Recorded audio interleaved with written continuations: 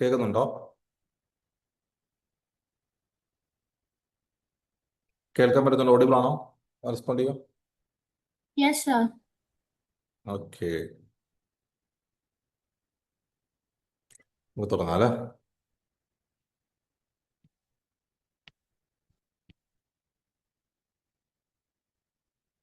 Okay,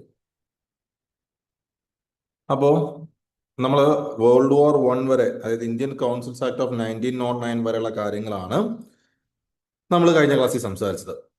അതായത് we almost is time period of ഒരു 1910 to 1913 ആ ടൈം പീരീഡ് എത്തി. അപ്പോൾ ഏകദേശം ഈ ഒരു ടൈം പീരീഡ് ആയപ്പോഴേക്കും the world was shaping up for something else. നിങ്ങൾ എല്ലാവരും ഫസ്റ്റ് വേൾഡ് വാറിനെ പറ്റി കേട്ടിട്ടുണ്ടാവും. ഫസ്റ്റ് വേൾഡ് വാർ ഏകദേശം what is the time period? ഓർമ്മയുണ്ടോ ആർക്കെങ്കിലും? ഫസ്റ്റ് വേൾഡ് വാറിന്റെ ടൈം പീരീഡ് എന്താ?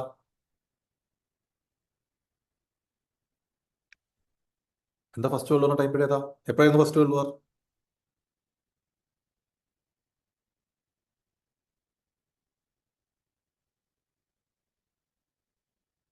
ജനാൻ അറിയില്ല? വേറെ ആരും വന്നില്ലല്ലോ. രണ്ടുപേരും വന്നോളൂ. ഓക്കെ, നമുക്ക് നോക്കാം.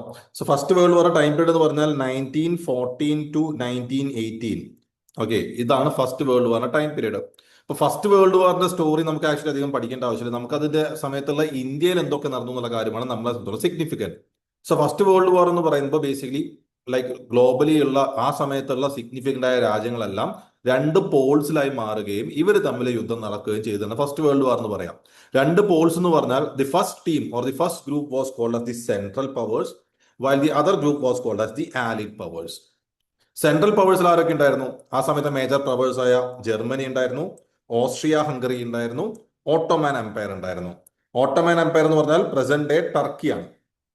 Okay, Turkey. ഇവരായിരുന്നു സെൻട്രൽ പവേഴ്സ്. ആലിഡ് പവേഴ്സ് എന്ന് പറയുന്ന ആൾക്കാരാണ് ബ്രിട്ടൻ, ഫ്രാൻസ്, USSR. 1917 തൊട്ട് US വരികയും ചെയ്തു. അപ്പോൾ ബേസിക്കലി ആലിഡ് പവേഴ്സിൽ ബ്രിട്ടനും ഫ്രാൻസും ടീമാണ്. ബ്രിട്ടൻ അതിൽ പാർട്ടിയാണ്. അതുകൊണ്ട് തന്നെ ബ്രിട്ടന്റെ കോളനിയായ ഇന്ത്യ ഓട്ടോമാറ്റിക്കലി ഇതിലെന്തായിരിക്കും പങ്കെടുക്കേണ്ടി വരും. കാരണം ബ്രിട്ടീഷ് ആർമി എന്ന് പറയുമ്പോൾ ബ്രിട്ടന്റെ ഒരു നേച്ചർ എങ്ങനെ വെച്ചാൽ അവർ ഏത് രാജ്യത്ത് അല്ലെങ്കിൽ ഏത് സ്ഥലത്ത് പോയിട്ടാണോ അവരവിടെ കോളനി ഉണ്ടാക്കുന്നത്, അവിടുത്തെ ആൾക്കാരെ വെച്ചുകൊണ്ട് തന്നെ അവരവിടെ എന്ത് ചെയ്യും? ഒരു ആർമി രൂപീകരിക്കും. Similar was the case of India. ഇന്ത്യയിലും അവരെ സെയിം തന്നെ ചെയ്തത്. ഇന്ത്യയിൽ അവർ എന്ത് ചെയ്തു? ഇന്ത്യയിൽ ബേസിക്കലി അവരോട് വന്നിട്ട് ദേ started an army within India. അപ്പോ ബ്രിട്ടീഷ് ആർമിക്ക് വേണ്ടി അല്ലെങ്കിൽ അവിടെ വാറിന് മുന്നോട്ട് പോകുന്ന സമയത്ത് ഒബ്വിയസ്ലി അവിടെ ആരും കൂടി ഇടപെടും? ഇന്ത്യൻ ആൾക്കാരും കൂടി ഉൾപ്പെടും. അപ്പൊ അതാണ് ഇന്ത്യയുടെ സിഗ്നിഫിക്കൻസ്. അപ്പോൾ ഈ ബാറ്റിൽ ഫസ്റ്റ് വേൾഡ് വാർ നടന്നു. ഫസ്റ്റ് വേൾഡ് വാറിന്റെ ഭാഗമായിട്ട് സെൻട്രൽ പവേഴ്സിനെ ആലിഡ് പവേഴ്സ് തോൽപ്പിക്കുകയാണ് ചെയ്തത്. അത് ബ്രിട്ടന്റെ സൈഡ് ഒക്കെ വിക്ടോറിയസ് ആയിരുന്നു. അപ്പോൾ വാർ ഇങ്ങനെ നടക്കുകയാണ്. അപ്പോൾ വാർ നടക്കുന്ന സമയത്ത് ഒബ്വിയസ്ലി ഇന്ത്യയുടെ ഹെൽപ്പ്, അല്ലെങ്കിൽ ഇന്ത്യയുടെ ഹെൽപ്പ് മീൻസ് ഇന്ത്യയുടെ ആൾക്കാരുടെ പാർട്ടിസിപ്പേഷൻ ഈ വാറിൽ എസെൻഷ്യലാണ്. അപ്പോൾ ബേസിക്കലി എന്തായിരുന്നു ഇന്ത്യക്കാർ പറഞ്ഞത്? അതായത് ഇന്ത്യയിൽ ലൈക്ക് ഫസ്റ്റ് വേൾഡ് വാർ നടക്കുമ്പോൾ ഇന്ത്യയുടെ പാർട്ടിസിപ്പേഷൻ പറ്റി ചോദിച്ചപ്പോൾ what was the stand of Indians? Moderates, നമ്മൾ ഓൾറെഡി പറഞ്ഞല്ലോ, മോഡറേറ്റ്സ്, എക്സ്ട്രീമിസ്റ്റ്, റെവല്യൂഷണറി എന്ന് പറഞ്ഞ 3 ഐഡിയോളജി ഡെവലപ്പ് ചെയ്തിട്ടുണ്ട്. മോഡറേറ്റ്സ് പറഞ്ഞു നമ്മൾ ഈ വാറിൽ ബ്രിട്ടനെ ഹെൽപ്പ് ചെയ്യണം. We should be standing with Britain. കാരണം ഇറ്റ്സ് അവർ ഡ്യൂട്ടി. കാരണം നമ്മളെ ഭരിക്കുന്നത് ബ്രിട്ടീഷാണ്. അപ്പോൾ അവരെ സഹായിക്കേണ്ടത് നമ്മുടെ ഉത്തരവാദിത്തമാണെന്നാണ് മോഡറേറ്റ്സ് പറഞ്ഞത്. ഞാൻ പറഞ്ഞല്ലോ, മോഡറേറ്റ്സിന് ബ്രിട്ടീഷിനെ ഓവർത്രോ ചെയ്യണമെന്നോ ഇവിടെ സ്വന്തമായിട്ട് റൂൾ വരുന്നൊന്നും അങ്ങനെ കാര്യമായിട്ടില്ല. ബ്രിട്ടീഷ് തന്നെ ഭരിക്കുന്നത് ഓക്കെയാണ്, പക്ഷെ നമുക്ക് വേണ്ട രീതിയിൽ മാറ്റങ്ങൾ വരുത്തുന്നതേ മോഡറേറ്റ്സിനുള്ളൂ. എക്സ്ട്രീമിസ്റ്റ് പറഞ്ഞത് നമ്മൾ വാറിനെ സപ്പോർട്ട് ചെയ്യുന്നത് തന്നെയാണ്. കാരണം ബ്രിട്ടൻ ഇപ്പോൾ ഒരു ടഫ് സിറ്റുവേഷനിൽ നിൽക്കുമ്പോൾ, വാർ പോലെ സിറ്റുവേഷനിൽ നിൽക്കുമ്പോൾ, if we are helping them they are going to repay us. ഈ ടഫ് സിറ്റുവേഷൻ നമ്മളോട് ഹെൽപ്പ് ചെയ്യുമ്പോൾ അവർ നമുക്ക് തിരിച്ച് റീപേ ചെയ്യും, നമ്മളെ കുറച്ചുകൂടി ബെറ്റർ ആയിട്ട് ട്രീറ്റ് ചെയ്യും, നമുക്ക് കുറച്ചുകൂടി ഫെസിലിറ്റീസ് തരും എന്നാണ് എക്സ്ട്രീമിസ്റ്റ് പറഞ്ഞത്. റെവല്യൂഷണറി നാഷണലിസ്റ്റ് പറഞ്ഞത് നമ്മൾ ഈ ഓപ്പർച്യൂണിറ്റിയെ യൂസ് ചെയ്യണം. കാരണം ബ്രിട്ടന് ഓൾറെഡി പ്രഷർ ഉണ്ട് വാറിന്റെ. അവരെ ശ്രദ്ധ കൂടുതലും വാറിലേക്കായിരിക്കും. അപ്പൊ ഈ ടൈം പീരീഡ് നമ്മൾ യൂസ് ചെയ്തിട്ട് എന്ത് ചെയ്യണം? ബ്രിട്ടനെതിരെ വാറിന് വേണ്ടി ഉപയോഗിക്കണം എന്നാണ് പറഞ്ഞത്. അപ്പൊ ഇങ്ങനെയായിരുന്നു ഇന്ത്യൻസിന്റെ സ്റ്റാൻഡ്. ആ 3 ഐഡിയോളജിയുടെ സ്റ്റാൻഡ് ഈ ടൈം പീരീഡിൽ ഇങ്ങനെയായിരുന്നു. റെവല്യൂഷണറീസ് അതുകൊണ്ട് തന്നെ ഈ സമയത്ത് ബ്രിട്ടീഷിനെതിരെ ധാരാളമായിട്ട് മൂവ്മെന്റ്സ് നടത്തുകയും കാര്യങ്ങളൊക്കെ ചെയ്തിരുന്നു. ഫസ്റ്റ് വേൾഡ് വാറിന്റെ സമയത്ത് ഇന്ത്യയിൽ നടന്ന സിഗ്നിഫിക്കന്റ് ആയ ഒരു മൂവ്മെന്റ് ആണ് ഹോം റൂൾ മൂവ്മെന്റ്. ഒരു പക്ഷേ കേട്ടിട്ടുണ്ടാവും, ഹോം റൂൾ ലീഗ് എന്ന് പറയും. ഹോം റൂൾ ലീഗ് എന്ന് പറഞ്ഞു കഴിഞ്ഞാൽ ബേസിക്കലി ലൈക്ക് ഈ വാർ നടക്കുന്ന സമയത്ത് ലൈക്ക് നമ്മൾ ഇന്ത്യയിൽ ബ്രിട്ടനെതിരെ നടത്തിയ 2 മൂവ്മെന്റ്സ് ആണ്. ഹോം റൂൾ ലീഗിന് മേജർലി 2 ലീഡേഴ്സ് ആണ് ഉണ്ടായിരുന്നത്. ഒന്ന് ബാൽ ഗംഗാധർ തിലക്കും, മറ്റൊന്ന് ആനി ബെസന്റും. അപ്പൊ ഇവർ രണ്ടുപേരായിട്ടാണ് ഈ മൂവ്മെന്റ് ബേസിക്കലി പോയിരുന്നത്. അപ്പോൾ ഒന്നിനെ തിലക്സ് ലീഗ് എന്നും മറ്റൊന്ന് ബെസൻസ് ലീഗ് എന്നും വിളിക്കും. കാരണം തിലക് ലീഡ് ചെയ്ത Tilak's league, Annie Besant lead ചെയ്തത് Besant's league. Tilak home rule movement lead ചെയ്ത സ്ഥലങ്ങൾ മഹാരാഷ്ട്ര, ബോംബെ കൂട്ടാത്തോ excluding Bombay, Karnataka and central province അത് മധ്യപ്രദേശിന്റെ ഭാഗം. എന്നിട്ട് എന്തൊക്കെയായിരുന്നു ഡിമാൻഡ്? സ്വരാജ്യ, സെൽഫ് റൂൾ തരണം, ലിംഗ്വിസ്റ്റിക് സ്റ്റേറ്റ്സ് തരണം. എന്താ ലിംഗ്വിസ്റ്റിക് സ്റ്റേറ്റ് എന്ന് അറിയോ? ലിംഗ്വിസ്റ്റിക് സ്റ്റേറ്റ് അവിടെ Learning. ഭാഷയുടെ അടിസ്ഥാനത്തില് ആ ബേസ്ഡ് ഓൺ ലാംഗ്വേജസ് അല്ലെ. ഇപ്പൊ Keralam, Malayali speaking Kerala, Tamil speaking Tamil Nadu, Kannada speaking Karnataka എന്ന് പറയുന്ന പോലെ ലാംഗ്വേജിന് ബേസ്ഡ് സ്റ്റേറ്റ്സ് വരണം. And also vernacular education. എന്താ വെർണാക്കുലർ എഡ്യൂക്കേഷൻ എന്ന് പറഞ്ഞു കഴിഞ്ഞാൽ? What is vernacular education?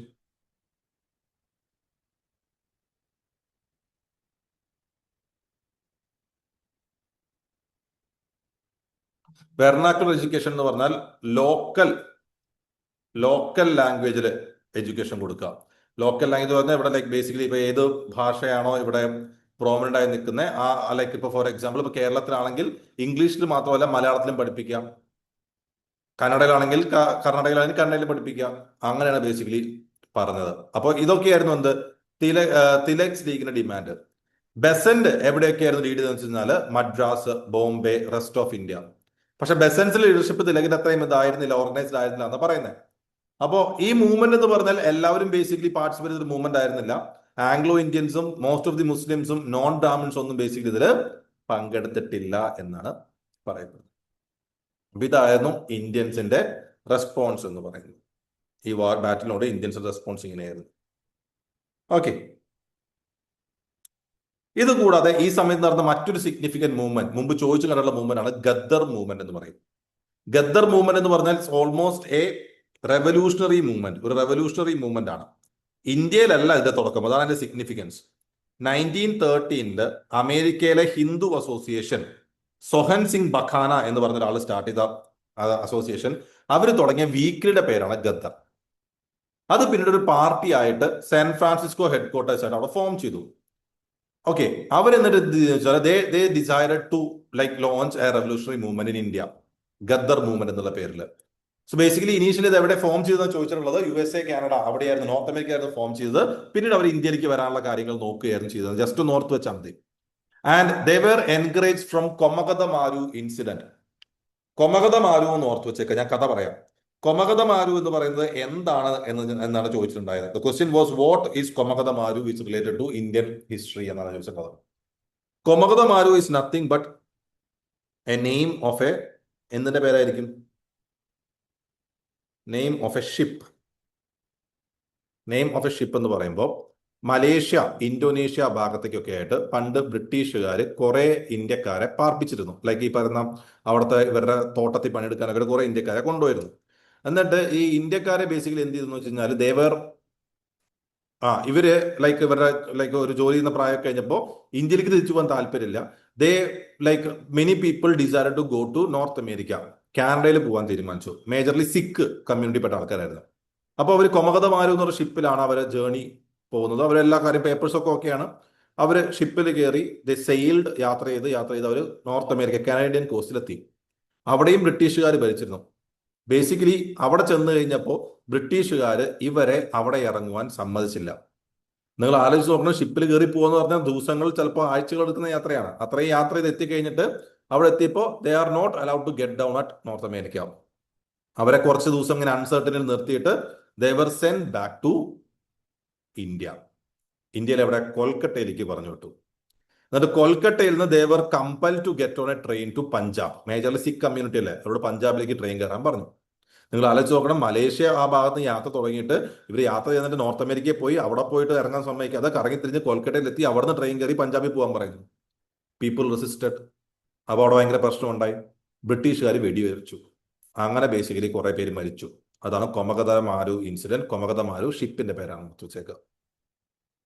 Okay, ഈ വേൾഡ് വാറിന്റെ ടൈമിൽ ഇന്ത്യയിൽ നടന്ന ഏറ്റവും റെലവന്റ് ആയ കാര്യമാണ് Lucknow session of the Indian National Congress. രണ്ട് മേജർ സംഭവങ്ങൾ ഈ കോൺഗ്രസിന്റെ ലക്നൗ സെഷനിൽ വെച്ച് നടന്നു. അതുകൊണ്ട് സിഗ്നിഫിക്കൻറ്റ് പറയാൻ കാരണം, ഈ ലക്നൗ സെഷൻ പ്രിസൈഡ് ചെയ്തിരുന്നത് AC മജുംദാർ ആണ്. രണ്ട് പ്രധാനപ്പെട്ട കാര്യങ്ങൾ എന്ന് പറഞ്ഞു കഴിഞ്ഞാൽ, മോഡറേറ്റ്സും എക്സ്ട്രീമിസ്റ്റും 1907 സൂററ്റിൽ വെച്ച് അടിച്ചു പിരിഞ്ഞ കാര്യം ഞാൻ പറഞ്ഞല്ലോ. അതോടുകൂടി എക്സ്ട്രീമിസ്റ്റ് കോൺഗ്രസ് ഇന്ന് പുറത്തുപോയി. ഇവിടെ ലക്നൗ സെഷനിൽ it result in readmission of extremist to the Congress. കോൺഗ്രസിലേക്ക് തിരിച്ച് എക്സ്ട്രീമിസ്റ്റ് കയറി. കോൺഗ്രസിലേക്ക് തിരിച്ച് എക്സ്ട്രീമിസ്റ്റ് കയറി എന്ന് പറയുമ്പോൾ നിങ്ങൾ മനസ്സിലാക്കേണ്ട കാര്യം, ഇപ്പോ വീണ്ടും കോൺഗ്രസിനുള്ള മോഡറേറ്റ്സും എക്സ്ട്രീമിസ്റ്റും ഒത്തുപോകും എന്നുള്ളതാണ്. അതാണ് ഒന്നാമത്തെ കാര്യം. രണ്ടാമത്തെ കാര്യം, ഇന്ത്യൻ യൂണിയൻ മുസ്ലിം ലീഗ് അല്ലെങ്കിൽ ഇന്ത്യൻ മുസ്ലിം ലീഗ് എന്നൊരു പാർട്ടി 1907 ഫോം ചെയ്തിരുന്നു. കാരണം കോൺഗ്രസിന് ഉണ്ടായിരുന്ന ഒരു ചീത്ത പേര്, കോൺഗ്രസ് ഒരു ഹിന്ദു ഡോമിനേറ്റഡ് പാർട്ടിയാണെന്നായിരുന്നു. അതുകൊണ്ട് തന്നെ മുസ്ലിംസിന്റെ ആവശ്യങ്ങൾ കോൺഗ്രസ് വഴി റെപ്രസെന്റഡ് ആവുകയില്ല എന്നൊരു തോട്ടില് ഫോം ചെയ്ത പാർട്ടിയാണ് ഇന്ത്യൻ മുസ്ലിം ലീഗ്. അപ്പൊ കോൺഗ്രസും മുസ്ലിം ലീഗും രണ്ട് ദിശയിലാണ് പ്രവർത്തിച്ചിരുന്നത്. ലക്നൗ സെഷനിൽ കോൺഗ്രസും മുസ്ലിം ലീഗും ഒരുമിച്ച് വരാൻ തീരുമാനിച്ചു. അതായത് കോൺഗ്രസും മുസ്ലിം ലീഗും കൂടി ഒരു പാക്ട് സൈൻ ചെയ്തു. അതാണ് ലക്നൗ പാക്ട്. അതിനെപ്പറ്റി ഞാൻ പറയാം. അങ്ങനെ ലക്നൗ പാക്ട് സൈൻ ചെയ്തിട്ട് കോൺഗ്രസും മുസ്ലിം ലീഗും ഒരുമിച്ച് പ്രവർത്തിക്കാൻ തീരുമാനിച്ചു. അപ്പോൾ രണ്ട് കാര്യങ്ങൾ ലക്നൗ സെഷനിൽ നടന്നു. ലക്നൗ സെഷൻ 1916 1916 വർഷം എഴുതാൻ മറന്നുപോയി. 1916 ലക്നൗ സെഷനിൽ രണ്ട് കാര്യങ്ങൾ നടന്നു. ഒന്ന്, കോൺഗ്രസിലേക്ക് തിരിച്ച് എക്സ്ട്രീമിസ്റ്റുകൾ ആഡായി. രണ്ട്, ഇന്ത്യൻ നാഷണൽ കോൺഗ്രസും ഇന്ത്യൻ മുസ്ലിം ലീഗും തമ്മിൽ ലക്നൗ പാക്ട് സൈൻ ചെയ്തു. അപ്പൊ എന്തുകൊണ്ടാണ് ഇത്രയും നാള് പ്രശ്നമുണ്ടായിരുന്ന എക്സ്ട്രീമിസ്റ്റും കോൺഗ്രസും മോഡറേറ്റ്സും ഒന്നാവാനുള്ള കാരണം? ഒന്നാമത്തെ കാരണം, അന്ന് ഉണ്ടായിരുന്ന പ്രശ്നങ്ങൾ 1906 1907 ഉണ്ടായിരുന്ന പ്രശ്നങ്ങൾക്ക് ഇപ്പൊ വലിയ അർത്ഥമൊന്നുമില്ല, സിഗ്നിഫിക്കൻസ് ഇല്ല. പിന്നെ രണ്ടുപേരും തിരിച്ചറിഞ്ഞു, സ്പ്ലിറ്റായി നിന്നതുകൊണ്ട് ഇവിടെ പൊളിറ്റിക്കൽ ആക്ടിവിറ്റി നടക്കുന്നില്ല, വീക്കൻ ചെയ്യാണ് ചെയ്തത് ഫ്രീഡം മൂവ്മെന്റിനെ. പിന്നെ ഇവരെ ഒന്നിപ്പിക്കാൻ വേണ്ടി ആനി ബെസന്റും ബാലഗംഗാധർ തിലക്കും ധാരാളം എഫേർട്സ് എടുത്തിരുന്നു. And also we can say it was the death of some moderate leaders. അന്ന് കടുംപിടുത്തം പിടിച്ചിരുന്ന കുറെ മോഡറേറ്റ് ലീഡേഴ്സ് ഒക്കെ മരിച്ചും പോയി. അങ്ങനെ വന്നപ്പോൾ മോഡറേറ്റ്സും എക്സ്ട്രീമിസ്റ്റും ഒന്നായി. പിന്നെ രണ്ടാമത് ഇവിടെ നടന്നു പോകുന്ന കാര്യം, കോൺഗ്രസും മുസ്ലിം ലീഗ് കൂടിയും ലക്നൗ പാക്ട് സൈൻ ചെയ്തതാണ്. ലക്നൗ പാക്ടിൽ ഇവരെ കമ്പൈൻ ചെയ്ത് വല്ലാതെ ക്ലോസ് ആയിട്ട് ഒന്നായി പ്രവർത്തിക്കാമെന്നല്ല, കോൺഗ്രസും മുസ്ലിം ലീഗും കൂടി ഒരുമിച്ച് ബ്രിട്ടീഷിന് മുന്നിൽ ഡിമാൻഡുകൾ അവതരിപ്പിക്കാം. കോൺഗ്രസ് വേറെ അവതരിപ്പിക്കുന്നു, മുസ്ലിം ലീഗ് വേറെ അവതരിപ്പിക്കുമ്പോൾ ബേസിക്കലി നടക്കില്ലല്ലോ. അപ്പോൾ ഒരുമിച്ച് അവതരിപ്പിക്കാം എന്നുള്ളതാണ്. എന്നിട്ട് ഗവൺമെന്റിനോട് പ്രഷർ ചെയ്യാം, ഇന്ത്യയിൽ ഒരു സെൽഫ് ഗവൺമെന്റ് കൊണ്ടുവരണം എന്നുള്ളത്. സെൽഫ് ഗവൺമെന്റ് കൊണ്ടുവരിക എന്ന് പറയുമ്പോൾ നിങ്ങൾ മനസ്സിലാക്കണം, ഇന്ത്യയിൽ കംപ്ലീറ്റ് ഇൻഡിപെൻഡൻസ് എന്നുള്ള അർത്ഥം ഒരു ഗവൺമെന്റ്, ഇന്ത്യൻസ് ഭരിക്കുന്ന ഒരു ഗവൺമെന്റ് കൊണ്ടുവരണം. ബട്ട് ആ government will be still under British. അതാണ് അർത്ഥം. സോവറിനിറ്റി ഇല്ല. നമ്മൾ എലക്ട് ചെയ്യുന്ന ആൾക്കാരായിരിക്കും ഭരിക്കുന്നുണ്ടാവുക, that's not sovereign. But it's എന്താണ്, നമ്മൾ തന്നെ ചൂസ് ചെയ്തൊരു ഗവൺമെന്റ് വരുന്നു എന്ന് മാത്രം. ദെൻ ലെജിസ്ലേറ്റീവ് കൗൺസിലിൽ എലക്റ്റഡ് മെജോറിറ്റി വരണം, അതായത് കൂടുതൽ എലക്റ്റഡ് മെമ്പേഴ്സ് വരണം. പിന്നെ വൈസ്രോഡ് എക്സിക്യൂട്ടീവ് കൗൺസിലും പകുതി ഇന്ത്യൻസ് കൊണ്ടുവരണം. ഈ ആവശ്യങ്ങൾ നടത്തിയെടുക്കാൻ വേണ്ടി കോൺഗ്രസും മുസ്ലിം ലീഗും ഒന്നിച്ച് പ്രവർത്തിക്കാമെന്ന് പറയുന്നതാണ് ലക്നൗ പാക്ട്. അപ്പോ ഇന്റർനാഷണൽ ഫസ്റ്റ് വേൾഡ് സമയത്ത് ഏറ്റവും സിഗ്നിഫിക്കന്റ് ആയ കാര്യമാണ് ലക്നൗ സെഷൻ ഓഫ് 1916. രണ്ട് കാര്യങ്ങൾ, മോഡറേറ്റ്സും എക്സ്ട്രീമിസ്റ്റും കൈകോർക്കുന്നു, ഇന്ത്യൻ നാഷണൽ കോൺഗ്രസും ഇന്ത്യൻ മുസ്ലിം ലീഗും കൈകോർക്കുന്നു. ഓർത്തു വെക്കണേ.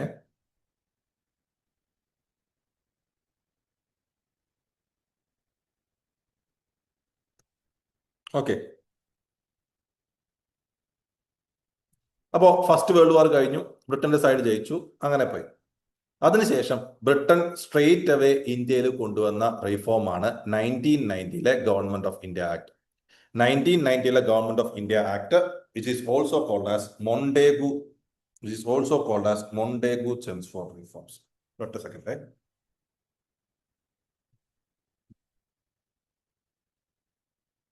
Okay, this is also known as Montagu-Chelmsford reforms. നമ്മൾ നേരത്തെ മോർലി മിന്റോ റീഫോംസ് എന്ന് പറഞ്ഞ പോലെ തന്നെയാണ്. മോർലി മിന്റോ റീഫോംസിൽ പറഞ്ഞ പോലെ തന്നെ Montagu-Chelmsford റീഫോംസ്. ഇതിൽ Montagu was the secretary of state, Chelmsford was the viceroy. ഇത് ഇമ്പോർട്ടന്റ് ആയ ആക്ട് ആണ്, വളരെ ഇമ്പോർട്ടന്റ്. പെർഹാപ്സ് ഇത് ടോപ്പ് 3 ആയിട്ട് ചോദിക്കുന്ന ആക്ടുകളിൽ ഒന്നാണ്. ഇതിൽ ഒന്നാമത്തെ കാര്യം നിങ്ങൾ ഓർക്കേണ്ടത്, ഇത് പൊളിറ്റിയിൽ പഠിച്ചായിരുന്നോ?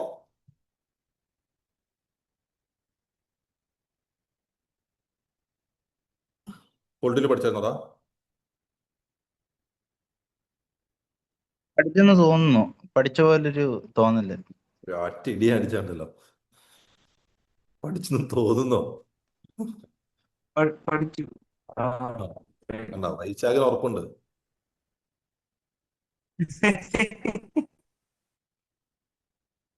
ഓക്കെ, സോ നോക്കുക, ഇതില് വന്ന ഒന്നാമത്തെ കാര്യം, it separated central and provincial subjects. Central സബ്ജക്ട്സിനെയും പ്രൊവിൻഷ്യൽ സബ്ജക്ട്സിനെയും സെപ്പറേറ്റ് ചെയ്തു. അതായത് നിങ്ങൾ ഇന്ത്യൻ കോൺസ്റ്റിറ്റ്യൂഷണൽ 7th ഷെഡ്യൂൾ പഠിച്ചിട്ടില്ലേ? എന്താ 7th ഷെഡ്യൂളിൽ പറയുന്നത്? പറ, എന്താ 7th ഷെഡ്യൂൾ?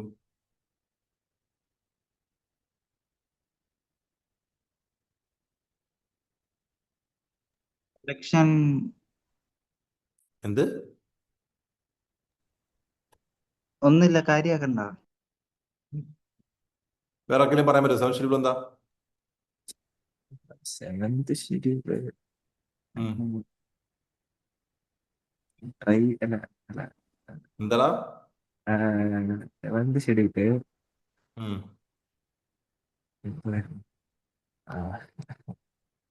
ഒരു മിനിറ്റ് സാർ. നോക്കിയിട്ട് പറ, ഗൂഗിൾ ചെയ്ത് പറഞ്ഞാൽ മതി. Division of powers.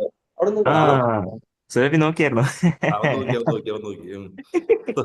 7th schedule എന്ന് പറഞ്ഞു കഴിഞ്ഞാൽ ബേസിക്കലി ലൈക്ക് നമ്മൾ 3 ലിസ്റ്റായി ഡിവൈഡ് ചെയ്യുന്നില്ലേ? Union list, state list, concurrent list. അതായത് സബ്ജക്ട്സിനെ 3ആയി ഡിവൈഡ് ചെയ്യുന്നു: union list, state list, concurrent list. അതായത് സെൻട്രൽ ഗവൺമെന്റ് നോക്കേണ്ട സബ്ജക്ട്സ് എന്തൊക്കെ, സ്റ്റേറ്റ് ഗവൺമെന്റ് നോക്കേണ്ട സബ്ജക്ട് എന്തൊക്കെ, രണ്ടുപേരും കൂടി നോക്കേണ്ട സബ്ജക്ട്സ് എന്തൊക്കെ ഡിവൈഡ് ചെയ്യുന്നു എന്നുള്ളതാണ്. അതിന്റെ സിമിലർ ആയ ആക്ഷൻ ആണ്. അതായത് ഇത്രയും കാര്യം, സെൻട്രലിന്റെ കാര്യവും പ്രൊവിൻസിന്റെ കാര്യവും ഒക്കെ ഗവർണേഴ്സ് ആണ് നോക്കിയിരുന്നത്. ഇവിടെ എന്ത് ചെയ്തു? സെൻട്രൽ സബ്ജക്റ്റിനെയും പ്രൊവിൻഷ്യൽ സബ്ജക്റ്റിനെയും ഡിവൈഡ് ചെയ്തു. അതായത് സെന്റർ, അതായത് ബ്രിട്ടീഷ് ഇപ്പോൾ വലുതായി വരികയാണല്ലോ, ഒരു രാജ്യം എന്ന രീതിയിൽ വലുതായി വരുവാണല്ലോ ഇവിടെ. അപ്പോൾ ബേസിക്കലി സെന്റർ നോക്കേണ്ട, ഗവർണർ ആ ടീം നോക്കേണ്ട കാര്യങ്ങൾ എന്തൊക്കെ, പ്രൊവിൻസസ് നോക്കേണ്ട കാര്യങ്ങൾ എന്തൊക്കെയെന്നത്. എന്നിട്ട് ഈ പ്രൊവിൻഷ്യൽ സബ്ജക്ട്സിനെ 2ആയി ഡിവൈഡ് ചെയ്തു: ട്രാൻസ്ഫേർഡ് സബ്ജക്റ്റും റിസർവ്ഡ് സബ്ജക്റ്റും. ഓക്കെ, ഈ ഡിവിഷനെയാണ് നമ്മൾ എന്ത് പറയുക? ഡയാർക്കി എന്ന് പറയുക. ഇമ്പോർട്ടന്റ് ആണ്, വളരെ ഇമ്പോർട്ടന്റ് ആണ്. ഇതിനാണ് നമ്മൾ എന്ത് പറയാ? ഡയാർക്കി. ഇവിടെ എന്തോ ഉണ്ടായിരുന്നല്ലോ, ഡയാർക്കി. ഓക്കെ, ഇതിനാണ് നമ്മൾ ഡയാർക്കി എന്ന് പറയുക. ഓക്കെ, അതായത് ഞാൻ ഒന്നുകൂടി പറഞ്ഞുതരാൻ ശ്രദ്ധിച്ചോ. എന്ത് ചെയ്തു വെച്ചാൽ സബ്ജക്ട്സിനെ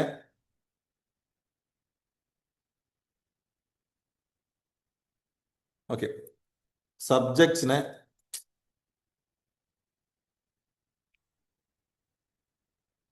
ഓക്കെ സബ്ജക്ട്സിനെ 2ആയി ഡിവൈഡ് ചെയ്യുന്നു. എന്തൊക്കെയാണ്? ഒന്ന് സെൻട്രൽ, മറ്റൊന്ന് പ്രൊവിൻഷ്യൽ. പ്രൊവിൻഷ്യലിനെ 2ആയി ഡിവൈഡ് ചെയ്യുന്നു: ഒന്ന് റിസർവ്ഡ്, മറ്റൊന്ന് ട്രാൻസ്ഫർ. ഈ ഡിവിഷനാണ് നമ്മൾ എന്ത് പറയുന്നത്? ഡയാർക്കി എന്ന് പറയുന്നത്. ഡൈ മീൻസ് ടു അല്ലെ, ഡയാർക്കി. എന്താണ് റിസർവ്ഡും ട്രാൻസ്ഫറും തമ്മിലുള്ള വ്യത്യാസം? റിസർവ്ഡ് സബ്ജക്ട് എന്ന് പറഞ്ഞു കഴിഞ്ഞാൽ ഗവർണർ ജനറൽ അല്ല, ഗവർണർ, എല്ലായിടത്തും ഗവർണർ ഉണ്ടാവുമല്ലോ, ഗവർണറും ഗവർണറിന്റെ എക്സിക്യൂട്ടീവ് കൗൺസിലും കൂടി തീരുമാനമെടുക്കുന്ന സബ്ജക്ട്സ്. ട്രാൻസ്ഫേർഡ് സബ്ജക്ട് എന്ന് പറഞ്ഞാൽ ഗവർണറും മിനിസ്റ്റേഴ്സും കൂടി തീരുമാനിക്കുന്ന സബ്ജക്ട്സ്. അതായത് ഇപ്പൊ പ്രൊവിൻസസിലൊക്കെ കുറച്ച് ലൈക്ക് ആൾക്കാരൊക്കെ വെച്ച് പ്രൊവിൻഷ്യൽ ഗവൺമെന്റ് ഫോം ചെയ്യുന്നുണ്ട്. ആ ഗവൺമെന്റും ഗവർണറിന്റെ ആ മിനിസ്റ്റേഴ്സും കൂടി തീരുമാനിക്കുമ്പോൾ നമ്മൾ എന്ത് പറയും? ട്രാൻസ്ഫേർഡ് സബ്ജക്ട് എന്നും ഗവർണറും എക്സിക്യൂട്ടീവ് കൗൺസിലും തീരുമാനിക്കുമ്പോൾ എന്ത് പറയും? റിസർവ്ഡ് സബ്ജക്ട് എന്നും പറയും. ഇതാണ് ഡയാർക്കി. അപ്പൊ ഓർത്ത് വെച്ചങ്ങനെ, ഡയാർക്കി 1990 ഇൻട്രൊഡ്യൂസ് ചെയ്തു. എവിടേക്ക് ഇൻട്രൊഡ്യൂസ് ചെയ്തത്? പ്രൊവിൻസസിലേക്കാണ് ഇൻട്രൊഡ്യൂസ് ചെയ്തത്. ഇത് മാറ്റി സെൻട്രലിലേക്ക് വരുന്നത് 1935 ആക്ടിലാണ്. അതാണ് അവിടെ പഠിക്കാം. ഇപ്പൊ പ്രൊവിൻസിൽ ഇൻട്രൊഡ്യൂസ് ചെയ്ത കാര്യം ഒന്ന് ഓർത്ത് വെച്ചേക്കാം. അടുത്ത point, it introduced bicameralism and direct election in the country. എന്താണ് ബൈ ക്യാമറലിസം? പറയാൻ പറ്റുമോ? What is bicameralism? ഈ ഹൗസസ് ആയിട്ട് തിരിച്ച് അപ്പർ ഹൗസ്, ലോവർ ഹൗസ് ആയിട്ട്. യെസ്, അതായത് ഇപ്പൊ നമുക്ക് ലോക്സഭ, രാജ്യസഭയുള്ള പോലെ 2 ഹൗസായി ഡിവൈഡ് ചെയ്യുന്നതാണ് ബൈ ക്യാമറലിസം എന്ന് പറയുന്നത്. സോ ബൈ ക്യാമറലിസം കൊണ്ടുവന്നത് ഈ ആക്ടിലാണ്. ഡയറക്ട് ഇലക്ഷൻസ് കൊണ്ടുവന്നു. അതേപോലെ 1909 മോർലി മിന്റോ റീഫോംസ് നമ്മൾ പറഞ്ഞിരുന്നു, communal representation of separate electorate മുസ്ലിംസിന് കൊണ്ടുവന്ന കാര്യം പറഞ്ഞിരുന്നു. അത് 1919 ആയപ്പോ Sikh, Indian Christians, Anglo Indians, Europeans എന്നിങ്ങനെ എക്സ്റ്റെൻഡ് ചെയ്തു. അന്ന് മുസ്ലിംസിന് മാത്രമേ ഉണ്ടായിരുന്നുള്ളൂ. ഇപ്പൊ കുറച്ചുകൂടി കൂടുതൽ കമ്മ്യൂണിറ്റീസിന് വരുന്ന പോലെ വന്നു. ഇതുകൂടാതെ it granted franchise to limited number of population based on property, tax and education. എന്താണ് ഫ്രാഞ്ചൈസ് എന്ന് പറഞ്ഞു കഴിഞ്ഞാൽ? What is franchise?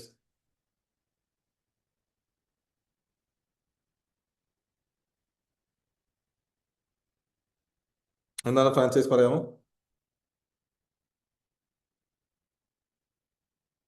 Franchise means voting rights. Universal adult suffrage ഒന്നും ഇല്ല. അതായത് എല്ലാവർക്കും വോട്ടിംഗ് റൈറ്റ്സ് ഇല്ല. വോട്ടിംഗ് റൈറ്റ്സ് എത്ര പേർക്കേ ഉള്ളൂ? കുറച്ച് പേർക്കേ ഉള്ളൂ. എന്തിന്റെ ഒക്കെ ബേസിലാണ് വോട്ടിംഗ് റൈറ്റ്സ് കൊടുക്കുന്നത്?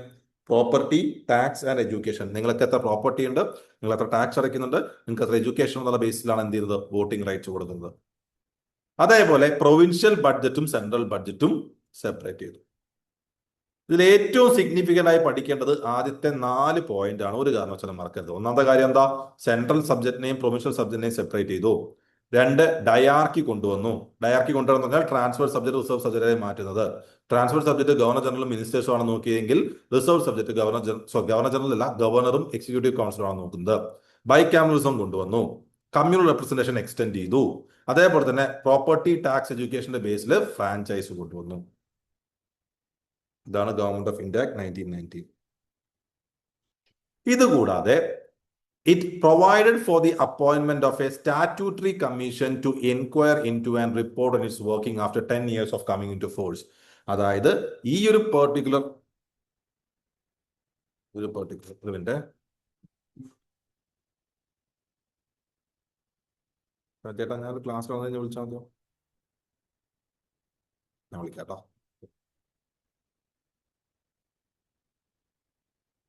Okay. It provided for the appointment of statutory commission to inquire into and report on its working after 10 years of coming into force. അതായത് ഈ 1919 ഗവൺമെന്റ് ഓഫ് ഇന്ത്യ ആക്ട് നിലവിൽ വന്നിട്ട് 10 വർഷം കഴിയുമ്പോഴേക്കും റിപ്പോർട്ട് വയ്ക്കുവാൻ പാകത്തിന് ഒരു കമ്മീഷൻ കൊണ്ടുവരണം. ആ കമ്മീഷൻ ഉദ്ദേശം ബേസിക്കലി 10 വർഷം കഴിയുമ്പോഴേക്കും ഇതെങ്ങനെ ഈ പറയുന്ന ആക്ടിൽ പറഞ്ഞ കാര്യങ്ങൾ വർക്ക് ചെയ്യുന്നു, അത് എത്രത്തോളം നന്നായി ചെയ്യുന്നുണ്ട് എന്നൊക്കെ മാറ്റങ്ങൾ വരുത്തുന്നത് പഠിക്കാന്നുള്ളതാണ്. ആ കമ്മീഷന്റെ പേരാണ് നിങ്ങൾക്ക് മോഡേൺ ഇന്ത്യയിൽ ഇന്ത്യൻ ഫ്രീഡം സ്ട്രഗിൾ ടൈമിൽ നിങ്ങൾക്ക് അറിയാവുന്ന ഒരു കമ്മീഷന്റെ പേര് പറഞ്ഞേ.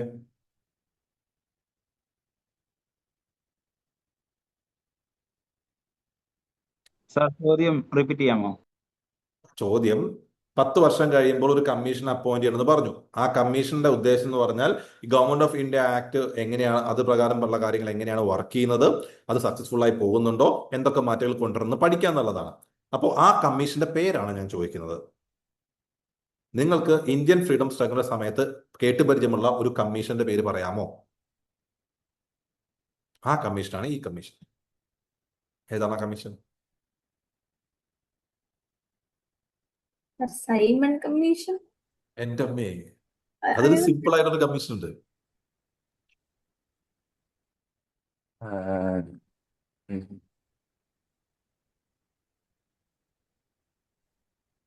പറയണം. അതെ, സാധാരണ എല്ലാവരും ആലോചിച്ച് ഉത്തരം കിട്ടിയിട്ട് അൺമ്യൂട്ട് ചെയ്യുക. വൈശാഖ അൺമ്യൂട്ട് ചെയ്തിട്ട് ആലോചിക്കുക എന്ത് പറയണം എന്നുള്ളത്. ക്ലാസ് ഇന്ററാക്റ്റീവ് ആകാം. നല്ലതാണ്. I appreciate. സൈമൺ കമ്മീഷൻ കേട്ടിട്ടുണ്ടോ? സൈമൺ കമ്മീഷൻ കേട്ടിട്ടില്ല? കേട്ടിട്ടുണ്ട്. ആ, സൈമൺ കമ്മീഷനാണ് അത്. നമുക്ക് പഠിക്കാം. അപ്പൊ അതും കൂടി ഓർത്ത് വെച്ചേക്ക്. 10 വർഷം കഴിയുമ്പോൾ ഒരു കമ്മീഷൻ വരും, സൈമൺ കമ്മീഷൻ. അപ്പൊ ഇതാണ് ഗവൺമെന്റ് ഓഫ് ഇന്ത്യ 1919. അപ്പൊ നമ്മൾ ഫസ്റ്റ് വേൾഡ് വാർ കഴിഞ്ഞിട്ടുള്ള ഒരു സ്ഥലത്താണ്, ഒരു 1918 ആ ടൈം പീരീഡിലാണ് നിൽക്കുന്നത്. കഥ ഇനി മുന്നോട്ട് പോകാനുണ്ട്. കഥ ഇനി മുന്നോട്ട് പോകുന്നതിന് മുമ്പ് നമുക്കൊന്ന് തിരിച്ച് ഒരു 1914, 1915 ടൈം പീരീഡിലേക്ക് തിരിച്ചു വരണം. കാരണം ആ സമയത്താണ് വളരെ പ്രധാനപ്പെട്ട ഒരാള് ഇന്ത്യയിലേക്ക് മടങ്ങി വരുന്നത്. ആരാണ് ആ വ്യക്തി? ഗാന്ധിജി. ഗാന്ധിജി. ഗാന്ധിജി. ഗാന്ധിജി എവിടെ നിന്നാണ് മടങ്ങി വരുന്നത്? South Africa. എന്തിനാ സൗത്ത് ആഫ്രിക്ക പോയത്? വക്കീൽ ഏ വക്കീൽ ആ ഓക്കെ, ലോ പ്രാക്ടീസ് ചെയ്യാനായിട്ട്. ഗാന്ധിജിയുടെ ബേസിക് ഡീറ്റെയിൽസ് ഒക്കെ പറയോ? എവിടെ ജനിച്ചത്, അച്ഛൻ, അമ്മ, ഭാര്യ, വർഷം? 1869 ഒക്ടോബർ 2 ആ പോർബന്ദർ, ഗുജറാത്ത്. ആ കസ്തൂർബ ഗാന്ധി. എന്താടാ? ഗുജറാത്തിലെ പോർബന്ദർ ജനിച്ചു. അതെ അതെ അതെ. എന്നിട്ട് കസ്തൂർബ ഗാന്ധി ഭാര്യയാണെന്ന് തോന്നുന്നു. ആ ഹോ. പുത്ലിബായി അമ്മ. അച്ഛൻ ഉം, കരംചന്ദ് ഗാന്ധി. ഉം. 3 മക്കൾ. ആ മതി, എത്ര മതി? കൂടാ. Okay, so we need to see regarding the arrival of Gandhi. അപ്പൊ ഗാന്ധി നിങ്ങൾ പറഞ്ഞ പോലെ സൗത്ത് ആഫ്രിക്കയിൽ Gandhi was a barrister by profession. Barrister എന്ന് പറഞ്ഞാൽ വക്കീൽ by profession. So Gandhi south ആഫ്രിക്കയിൽ ലോ പ്രാക്ടീസ് ചെയ്യാൻ പോയി. അപ്പൊ നിങ്ങൾ മനസ്സിലാക്കേണ്ടത് ഗാന്ധി എന്ന് പറയുന്ന ഒരു വ്യക്തി, നിങ്ങൾ ഗാന്ധി എന്നൊരു മൂവി കണ്ടോ? ബെൻ കിങ്സ്ലി ഗാന്ധിയെ അഭിനയിച്ച ഓസ്കാർ വിന്നിംഗ് മൂവി. അത് കാണണേ, യൂട്യൂബിലുണ്ട്. മീൻസ് ഗാന്ധിയും മൂവ്മെന്റിനെ പറ്റി കുറെ ഐഡിയ കിട്ടും. ഞാൻ 3 ദിവസം കൊണ്ടാണ് കണ്ടു തീർത്തത്. വയ്ക്കോ ഉറങ്ങും. സ്ലോ പേസ് ആണ്, പക്ഷെ എന്നാലും ഗാന്ധി നല്ല മൂവിയാണ്. ഓക്കെ, സോ ഗാന്ധി, നിങ്ങൾ മനസ്സിലാക്കേണ്ടത് ഗാന്ധി ഇന്ത്യയിൽ വന്ന് ഇന്ത്യൻ ഫ്രീഡം സ്ട്രഗിൾ ലീഡ് ചെയ്ത് അങ്ങനെ ഒരാളായ വ്യക്തിയല്ല. അതായത് ബേസിക്കലി ഇവിടെ നിന്നാണ് ലൈക്ക് ബേസിക്കലി പ്രോമിനന്റ് ആയത്. But Gandhi was a political figure in South Africa itself. South ആഫ്രിക്കയിലും ധാരാളം മൂവ്മെന്റ് ലീഡ് ചെയ്തിരുന്ന ആളാണ് ഗാന്ധി. അത് മനസ്സിലാക്കണേ. ലൈക്ക് ഇന്ത്യയിൽ വരുന്ന സമയത്ത്, ഇന്ത്യയിൽ വരുന്നതിന് മുമ്പ് ഒരു പൊളിറ്റിക്കൽ ഫിഗർ ആയിരുന്നു. ആൻഡ് സൗത്ത് ആഫ്രിക്കയിൽ ആ സമയത്ത് ഉണ്ടായിരുന്ന ഒരു മേജർ ഇഷ്യൂ, ഒരു സോഷ്യൽ ഈവിലാണ് അപ്പാർത്തീഡ് എന്ന് പറഞ്ഞു കഴിഞ്ഞാൽ. എന്താണ് അപ്പാർത്തീഡ് അറിയാമോ? കേട്ടോ? അപ്പാർത്തീഡ് എന്ന് പറഞ്ഞു കഴിഞ്ഞാൽ മറ്റേ ബ്ലാക്സും വൈറ്റ്സും ഈ നിറത്തിന്റെ പേരിലുള്ള മറ്റേത് ഡിസ്ക്രിമിനേഷൻ. ഡിസ്ക്രിമിനേഷൻ. അതാണ് അപ്പാർത്തീഡ്. ഗാന്ധിയെ ട്രെയിനിൽ ഇറക്കിയുടെ കഥയൊക്കെ നിങ്ങൾ കേട്ടിട്ടുണ്ടാവല്ലോ. വൈറ്റ് മാൻസിന്റെ, വെളുത്ത ആൾക്കാർ മാത്രം കയറുന്ന കോച്ചിൽ കയറിയിട്ട് ഗാന്ധിനെ ഇറക്കി വിട്ടു എന്നൊക്കെ തന്നെ കേട്ടിട്ടുണ്ടാവും. അപ്പൊ ഗാന്ധി സൗത്ത് ആഫ്രിക്കയിലെ ഒരു അവസ്ഥ നോക്കുകയാണെങ്കിൽ, ഗാന്ധിയുടെ ലൈക്ക് സൗത്ത് ആഫ്രിക്കയിലെ മൂവ്മെന്റിനെ നമുക്ക് 2 ടൈം പീരീഡായി ക്ലാസിഫൈ ചെയ്യാം. ഒന്ന് moderate phase of struggle, 2 passive resistance of satyagraha. അതായത് ആദ്യത്തെ ഒരു 10-12 വർഷം ഗാന്ധി ഒരു മോഡറേറ്റ് ഫേസിലായിരുന്നു അവിടെ മൂവ്മെന്റ്സ് നടത്തിയിട്ടുണ്ടായിരുന്നത്. പിന്നെ ഒരു 7-8 വർഷം പാസീവ് റെസിസ്റ്റൻസ് അല്ലെങ്കിൽ സത്യാഗ്രഹ എന്ന് പറയുന്ന ഒരു പെർസ്പെക്റ്റീവിലായിരുന്നു വർക്ക് ചെയ്തിട്ടായിരുന്നത്. ഈ മോഡറേറ്റ് ഫേസിൽ നമ്മുടെ ഇവിടുത്തെ മോഡറേറ്റ്സിനെ പോലത്തെ ഗാന്ധി പ്രവർത്തിച്ചിരുന്നത്. എന്തൊക്കെയായിരുന്നു? പെറ്റീഷൻസ് അയക്കുക, ഒരു പാർട്ടി സെറ്റപ്പ് ചെയ്തു, നാത്താൽ ഇന്ത്യൻ കോൺഗ്രസ്, ന്യൂസ് പേപ്പറിൽ ആർട്ടിക്കിൾസ് എഴുതുക. ഗാന്ധി അവിടെ തുടങ്ങിയ ന്യൂസ് പേപ്പറാണ് ഇന്ത്യൻ ഒപ്പീനിയൻ, കാരണം അവിടുത്തെ ഇന്ത്യക്കാർക്ക് പറ്റിയാണ് എഴുതുന്നത്. പിന്നീടാണ് പാസീവ് റെസിസ്റ്റൻസ് ഓർ സത്യാഗ്രഹ എന്ന് പറയുന്നതിലേക്ക് വരുന്നത്. എന്താണ് സത്യാഗ്രഹ എന്ന് പറഞ്ഞു കഴിഞ്ഞാൽ? നിരാഹാരം. നിരാഹാരം എന്ന് പറഞ്ഞാൽ ഭക്ഷണം കഴിക്കാതിരിക്കുക. സോറി, നിരാഹാര സത്യാഗ്രഹം നമ്മൾ ചേർത്ത് പറയുന്നുള്ളൂ. എന്തായിരുന്നു? നമ്മുടെ ആരപ്പ നിരാഹാരം കിടക്കുന്ന ഒരാൾ കിടക്കുന്നുണ്ടല്ലോ, മറ്റേ പുള്ളി സയന്റിസ്റ്റ്. അയാൾ തന്നെ, പേര് പറ.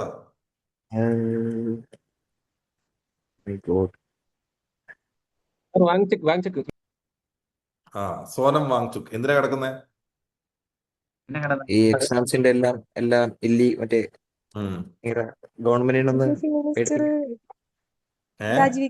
എഡ്യൂക്കേഷൻ മിനിസ്റ്റർ രാജിവെക്കാൻ. എന്തായിരുന്നു എഡ്യൂക്കേഷൻ മിനിസ്റ്ററിന്റെ പേര്?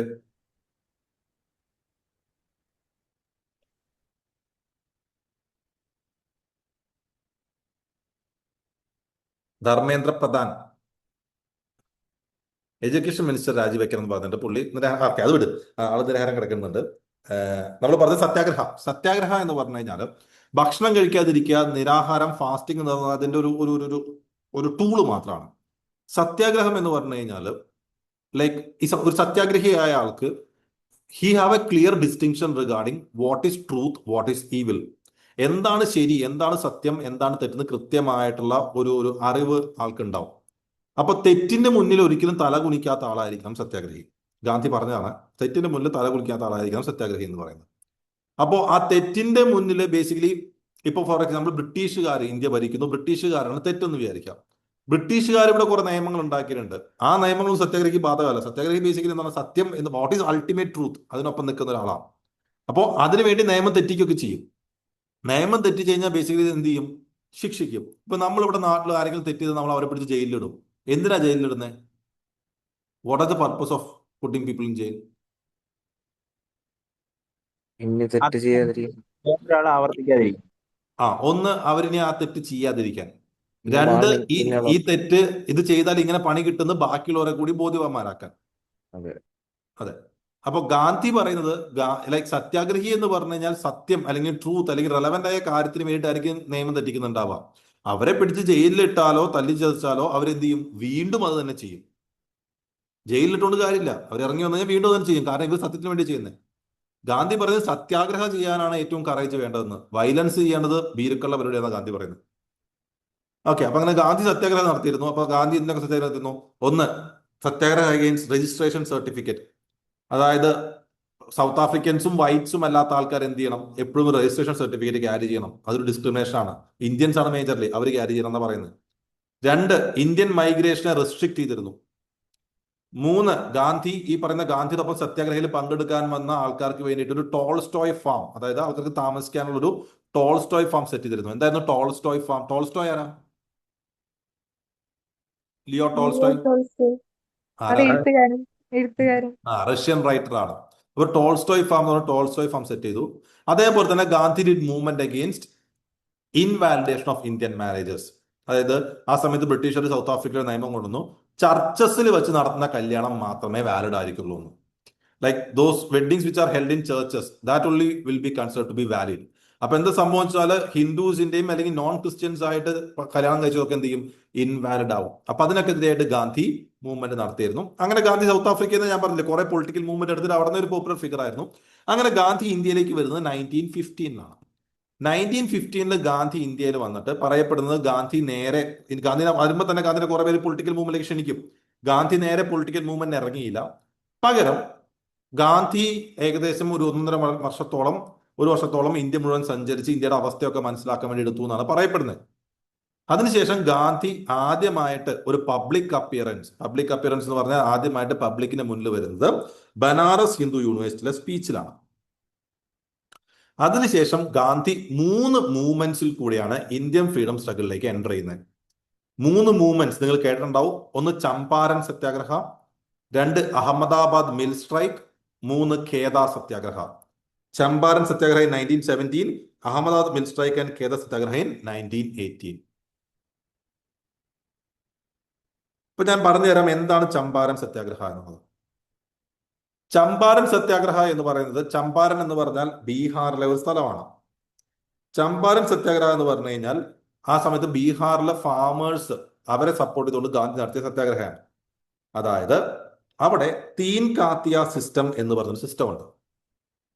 ഇൻഡിഗോ എന്ന് പറഞ്ഞൊരു സാധനത്തെ പറ്റി കേട്ടോ? എന്താണ് ഇൻഡിഗോ? കളറിന് വേണ്ടി indigo is a colouring agent, dye ആണ്. അപ്പൊ ഇന്ത്യൻ കോട്ടൺ ബേസിക്കലി യൂറോപ്പിലൊക്കെ ഭയങ്കര ഡിമാൻഡ് ആണല്ലോ. അപ്പൊ ആ കോട്ടൺ കളർ ചെയ്യാൻ ഉപയോഗിക്കുന്നതാണ് ഈ പറയുന്ന ഇൻഡിഗോ. അപ്പൊ ഇൻഡിഗോയ്ക്കും ഭയങ്കര ഡിമാൻഡാണ്. അപ്പൊ ബ്രിട്ടീഷുകാർ കൊണ്ടുവന്ന നിയമം എന്താണെന്ന് വെച്ച് കഴിഞ്ഞാൽ എല്ലാ ഫാമേഴ്സും അവരുടെ ലാൻഡിന്റെ 3/20 ഇൻഡിഗോ കൾട്ടിവേറ്റ് ചെയ്യണം, നിർബന്ധം. ആ ഇൻഡിഗോ ബ്രിട്ടീഷുകാരാണ് വാങ്ങിക്കുക, ബ്രിട്ടീഷുകാർ പറയുന്ന വിലക്കാണ് വാങ്ങിക്കുക. അപ്പൊ ഇതിന്റെ പ്രശ്നം എന്ന് വെച്ചാൽ ഫാമേഴ്സ് അതിന് ലാഭമില്ല. മറ്റൊരു പ്രശ്നം, IndiGo is A water intensive and A nutrient intensive plant. IndiGo നടുന്ന സ്ഥലത്ത് അവിടുത്തെ വെള്ളവും ന്യൂട്രിയൻസ് എല്ലാം ഈ ഇൻഡിഗോ വലിച്ചെടുക്കും. അപ്പൊ ഇവരുടെ ബാക്കിയുള്ള ക്രോപ്പുകൾക്കൊന്നും എന്ത് വരുന്നില്ല, ഈൽഡ് വരുന്നില്ല. അപ്പോ ഈ തീൻകാത്യ സിസ്റ്റത്തിനെതിരെ എന്ത് ചെയ്തു, ഫാമേഴ്സ് സമരം ചെയ്തു. അപ്പൊ സമരത്തിലേക്ക് ഒരുപാട് ആൾക്കാർ വന്നു. ഗാന്ധിയെ ആ മൂവ്മെന്റിലേക്ക് ക്ഷണിക്കുകയാണ്. രാജ്കുമാർ ശുക്ല, മഹാദേവ് ദേശായി, JB കൃപലാനി എന്ന് പറയുന്ന അവരാൾക്കാരോടൊപ്പം ഗാന്ധി മൂവ്മെന്റിലേക്ക് വരികയാണ്. അപ്പൊ ഗാന്ധി അവിടെ വന്നിട്ട് ഫാമേഴ്സിനോട് പറഞ്ഞത്, ഇവര് പറയുന്ന 3/20 എന്നുള്ള സ്ഥലം അവർ തരുന്ന ഓർഡർ ഉണ്ടല്ലോ, ബ്രിട്ടീഷ് തരുന്ന ഓർഡറിനെ അനുസരിക്കാതിരിക്കുക. അവരെന്ത് പണിഷ്മെന്റ് തരുന്നോ അത് സ്വീകരിക്കുക, പക്ഷെ അവർ പറഞ്ഞാൽ അത് അനുസരിക്കരുത്. അതാണ് ഗാന്ധി എടുത്ത അപ്രോച്ച്. ഇപ്പൊ ഗാന്ധിയെ പോലെ ഒരാൾ വരുന്നു, മൂവ്മെന്റ് വലുതാകുന്നു, ഇവർക്ക് ലീഡർഷിപ്പ് കിട്ടുന്നു, ഒരു ഐഡിയോളജി കിട്ടുമ്പോൾ ആക്ച്വലി എന്താണ്, മൂവ്മെന്റ് സപ്രസ് ചെയ്യാൻ ബുദ്ധിമുട്ടായിരിക്കും. ഇപ്പൊ ബ്രിട്ടീഷുകാർ എന്ത് ചെയ്യും, ഇതിനെപ്പറ്റി പഠിക്കാൻ ഒരു കമ്മിറ്റി അപ്പോയിന്റ് ചെയ്യും. With Gandhi is also one of the member. അങ്ങനെ ആ കമ്മിറ്റി പഠിച്ചതിന്റെ പ്രകാരം എന്ത് ചെയ്യും, ബ്രിട്ടീഷുകാർ തീൻകാത്യ സിസ്റ്റം അബോളിഷ് ചെയ്യുകയും ഫാമേഴ്സിന് 25% കോമ്പൻസേഷൻ കൊടുക്കുകയും ചെയ്തു. അപ്പൊ ഇവിടെ ഗാന്ധി എടുത്ത അപ്രോച്ച് എന്ന് പറഞ്ഞാൽ ബ്രിട്ടീഷുകാർ പറയുന്നത് അനുസരിക്കാതിരിക്കുക എന്നുള്ളതാണ്. അതുകൊണ്ടാണ് ഇതിനെ ഫസ്റ്റ് സിവിൽ ഡിസോബീഡിയൻസ് മൂവ്മെന്റ് എന്ന് പറയുന്നത്. ഗാന്ധി സിവിൽ ഡിസോബീഡിയൻസ്, നമ്മൾ CDM സിവിൽ ഡിസോബീഡിയൻസ് മൂവ്മെന്റ് നമ്മൾ പഠിക്കും ഫ്രീഡം സ്ട്രഗിളിൽ. അപ്പൊ അതിന്റെ ഒരു ഫസ്റ്റ് അല്ലെങ്കിൽ ആദ്യമായിട്ട് ഗാന്ധി ട്രൈ ചെയ്തത് എവിടെയാണ്, നമുക്ക് ചമ്പാരൻ സത്യാഗ്രഹയിലാണെന്ന് പറയാം. അതിനുശേഷം വന്നതാണ് അഹമ്മദാബാദ് മിൽ സ്ട്രൈക്ക്. അറിയാലോ, അഹമ്മദാബാദ് ഗുജറാത്തിലാണ്. Ahmedabad Gujarat region is known for cotton. Black soil ഉള്ള കോട്ടൺ ഭയങ്കര ഫേമസ് ആ. അതുകൊണ്ട് കോട്ടൺ ടെക്സ്റ്റൈൽസും ധാരാളം ഉണ്ട് ഇവിടെ. അപ്പൊ അഹമ്മദാബാദിൽ മിൽ ഓണേഴ്സും ഈ കോട്ടൺ മില്ലിലെ വർക്കേഴ്സും തമ്മിൽ എന്തായി, ഡിസ്പ്യൂട്ട് വന്നു. പ്ലേഗ് ബോണസിനെ ചൊല്ലിയാണ് ഡിസ്പ്യൂട്ട്. അതായത് നമ്മളെ കോവിഡ് ഉണ്ടായ പോലെ പണ്ട് കാലത്ത് ഉണ്ടായിരുന്ന ഒരു പാൻഡമിക് ആയിരുന്നു പ്ലേഗ് എന്ന് പറയുന്നത്. അപ്പോൾ പ്ലേഗ് ഉണ്ടാകുന്ന സമയത്ത് ഇതുപോലെ എക്കണോമി താഴെ പോയി ആൾക്കാർക്ക് പ്രശ്നങ്ങളൊക്കെ വന്നപ്പോൾ ഈ മില്ലിലെ വർക്കേഴ്സിന് എന്ത് ചെയ്തിരുന്നു, പ്ലേഗ് ബോണസ് കൊടുത്തിരുന്നു. മില്ലിലെ ഓണേഴ്സ് കുറച്ച് കഴിയുമ്പോൾ പ്ലേഗ് ബോണസ് എന്ത് ചെയ്തു, വിഡ്രോ ചെയ്തു. അപ്പൊ ഈ മിൽ വർക്കേഴ്സിന്റെ ശമ്പളമൊക്കെ വല്ലാതെ കുറഞ്ഞു. അപ്പൊ അതിനെതിരെ മിൽ വർക്കേഴ്സ് സമരമെടുത്തിരുന്നു. ഗാന്ധിയെ ഈ മൂവ്മെന്റിലേക്ക് ഇൻവൈറ്റ് ചെയ്തത് അനസൂയ ബെൻ ആണ്. അനസൂയ ബെൻ പേര് ആരാണെന്ന് അറിയേണ്ട, അനസൂയ ബെൻ പേര് ഓർത്ത് വെച്ചാൽ മതി. അപ്പൊ ഗാന്ധി വന്നിട്ട് കാര്യത്തിനെ പറ്റി പഠിച്ചിട്ട് പറയും, വർക്കേഴ്സിനോട് പറയും, നിങ്ങൾ സ്ട്രൈക്കിന് പോകണം, ജോലി ചെയ്യരുത്, നിങ്ങൾ 35% ഇൻക്രീസ് ഇൻ വേജസ് ചോദിക്കണം, 35% കൂലി കൂട്ടി ചോദിക്കണം. നെഗോഷിയേഷൻ നടന്നു. മിൽ ഓണേഴ്സ് 20% വരെയേ കൊടുക്കാൻ തയ്യാറായുള്ളൂ. അവിടെ ഗാന്ധി എന്ത് ചെയ്തു, ഈ ആവശ്യം സ്വീകരിക്കുന്നവരെ ഗാന്ധി നിരാഹാരം കിടന്നു. അപ്പൊ ഗാന്ധി നിരാഹാരം കിടക്കുമ്പോൾ അത് നാഷണൽ ഇമ്പോർട്ടന്റ് ആയ ഒരു സംഭവമായി മാറി. കൂടുതൽ ആൾക്കാർ വരുന്നു, മൂവ്മെന്റ് വലുതാവുന്നു കണ്ടപ്പോൾ എംപ്ലോയീസ് എന്ത് ചെയ്തു, 35% ബോണസ് കൊടുക്കുവാന്ന് സമ്മതിച്ചു. അപ്പോ ഗാന്ധി ഇന്ത്യയിൽ ഒന്ന് കാര്യമായി നിരാഹാരം കിടന്ന ആദ്യത്തെ ഒന്നാണിത്. അതാണ് ഫസ്റ്റ് ഹങ്കർ സ്ട്രൈക്ക്. ഇവിടെ ഉണ്ടായിരുന്നല്ലോ ഫസ്റ്റ് ഹങ്കർ സ്ട്രൈക്ക് എന്ന് വിളിക്കുവാൻ കാരണം. മൂന്നാമത്തത് ഖേദ സത്യാഗ്രഹമാണ്. ഖേദയും ഗുജറാത്തിലെ ഒരു സ്ഥലമാണ്, 1980 ഗുജറാത്ത്. സോ ബേസിക്കലി എന്താ സംഭവിച്ചാല് ഖേദയില് ആ വർഷം ക്രോപ്പ് ഫെയിലർ ആയിരുന്നു. ക്രോപ്പ് ഫെയിലർ എന്ന് പറഞ്ഞപ്പോൾ മൺസൂൺ ഒക്കെ മാറുന്നതനുസരിച്ചിട്ട് ഇവർക്ക് കിട്ടുന്ന ലൈക്ക് ഫാമേഴ്സിന് കിട്ടുന്ന ഈൽഡ് കുറയുമല്ലോ. അപ്പൊ ആ വർഷം ക്രോപ്പ് ഈൽഡ് ഭയങ്കര കുറവായിരുന്നു. അപ്പോൾ ആ സമയത്തെ നിയമപ്രകാരം നോർമലി കിട്ടുന്ന പ്രൊഡ്യൂസിനേക്കാൾ 1/4 ആണ് കിട്ടുന്നുള്ളൂ എങ്കിൽ, അല്ലെങ്കിൽ ഇതിൽ താഴെയാണ് കിട്ടുന്നുള്ളൂ എങ്കിൽ ഫാമേഴ്സിന് റെമിഷൻ കിട്ടും. അതായത് സാധാരണ 100 കിലോ ആണ് ഇവർക്ക് എന്ത് കിട്ടാറുള്ളത്, ഈൽഡ് കിട്ടാറുള്ളത്. ഈ വർഷം 25 കിലോഗ്രാമോ അതിന് താഴെയോ ഉള്ളൂ എന്നുണ്ടെങ്കിൽ ഫാമേഴ്സ് ആ വർഷത്തെ ടാക്സ് അടയ്ക്കേണ്ട എന്നായിരുന്നു നിയമം. അപ്പൊ ബേസിക്കലി ആ വർഷം ഈൽഡ് ഭയങ്കര കുറവായിരുന്നു. പക്ഷെ ബ്രിട്ടീഷേഴ്സ് ഈ ടാക്സ് ഇളവ് ചെയ്യാൻ തയ്യാറായില്ല. അപ്പൊ എന്ത് സംഭവിച്ചു, ആൾക്കാർ സമരത്തിൽ പോയി. ഗാന്ധി വന്നു, ഗാന്ധി ഫാമേഴ്സിനൊപ്പം നിന്നു. എന്നിട്ട് ഫാമേഴ്സിനോട് പറഞ്ഞു, ടാക്സ് കൊടുക്കണ്ട, ബ്രിട്ടീഷുകാരുമായിട്ട് യാതൊരു വിധത്തിലുള്ള കോപ്പറേഷനും വേണ്ട, അവരുടെ വീട്ടിൽ ജോലിക്ക് പോകരുത്, അവരുടെ യാതൊരു രീതിയിലുള്ള ഒരു കോപ്പറേഷൻ വേണ്ട എന്ന് പറഞ്ഞു. അപ്പൊ അങ്ങനെ വന്നപ്പോൾ മൂവ്മെന്റ് പ്രശ്നമായി. അപ്പൊ എന്ത് സംഭവിച്ചു, ബ്രിട്ടീഷുകാർ എന്ത് ചെയ്തു വെച്ച് കഴിഞ്ഞാല് ഓപ്പൺലി പറഞ്ഞില്ല, അതായത് ടാക്സ് അടയ്ക്കണ്ട എന്ന് പറഞ്ഞില്ല, അടയ്ക്കാത്തവർക്ക് ഇതിലൊന്നും ചെയ്തില്ല, അടയ്ക്കുന്നവർ അടയ്ക്കട്ടെ എന്ന രീതിയിലായിരുന്നു. Like not willing to openly concede the peasant demands, they issued secret instruction that only those who afford to pay should pay. അങ്ങനെ ഗാന്ധി ഈ 3 മൂവ്മെന്റ് കൂടെയാണ് ഇന്ത്യൻ ഫ്രീഡം സ്ട്രഗിളിലേക്ക് ചുവടുറപ്പിച്ചത്. Or Gandhi became a significant political figure. ഇങ്ങനെ പറയും, Gandhi did a cake walk to the Indian politics. Gandhi did a cake walk to Indian politics. Champaran, Ahmedabad, ഖേദ, അതാണ് cake വാക്ക്.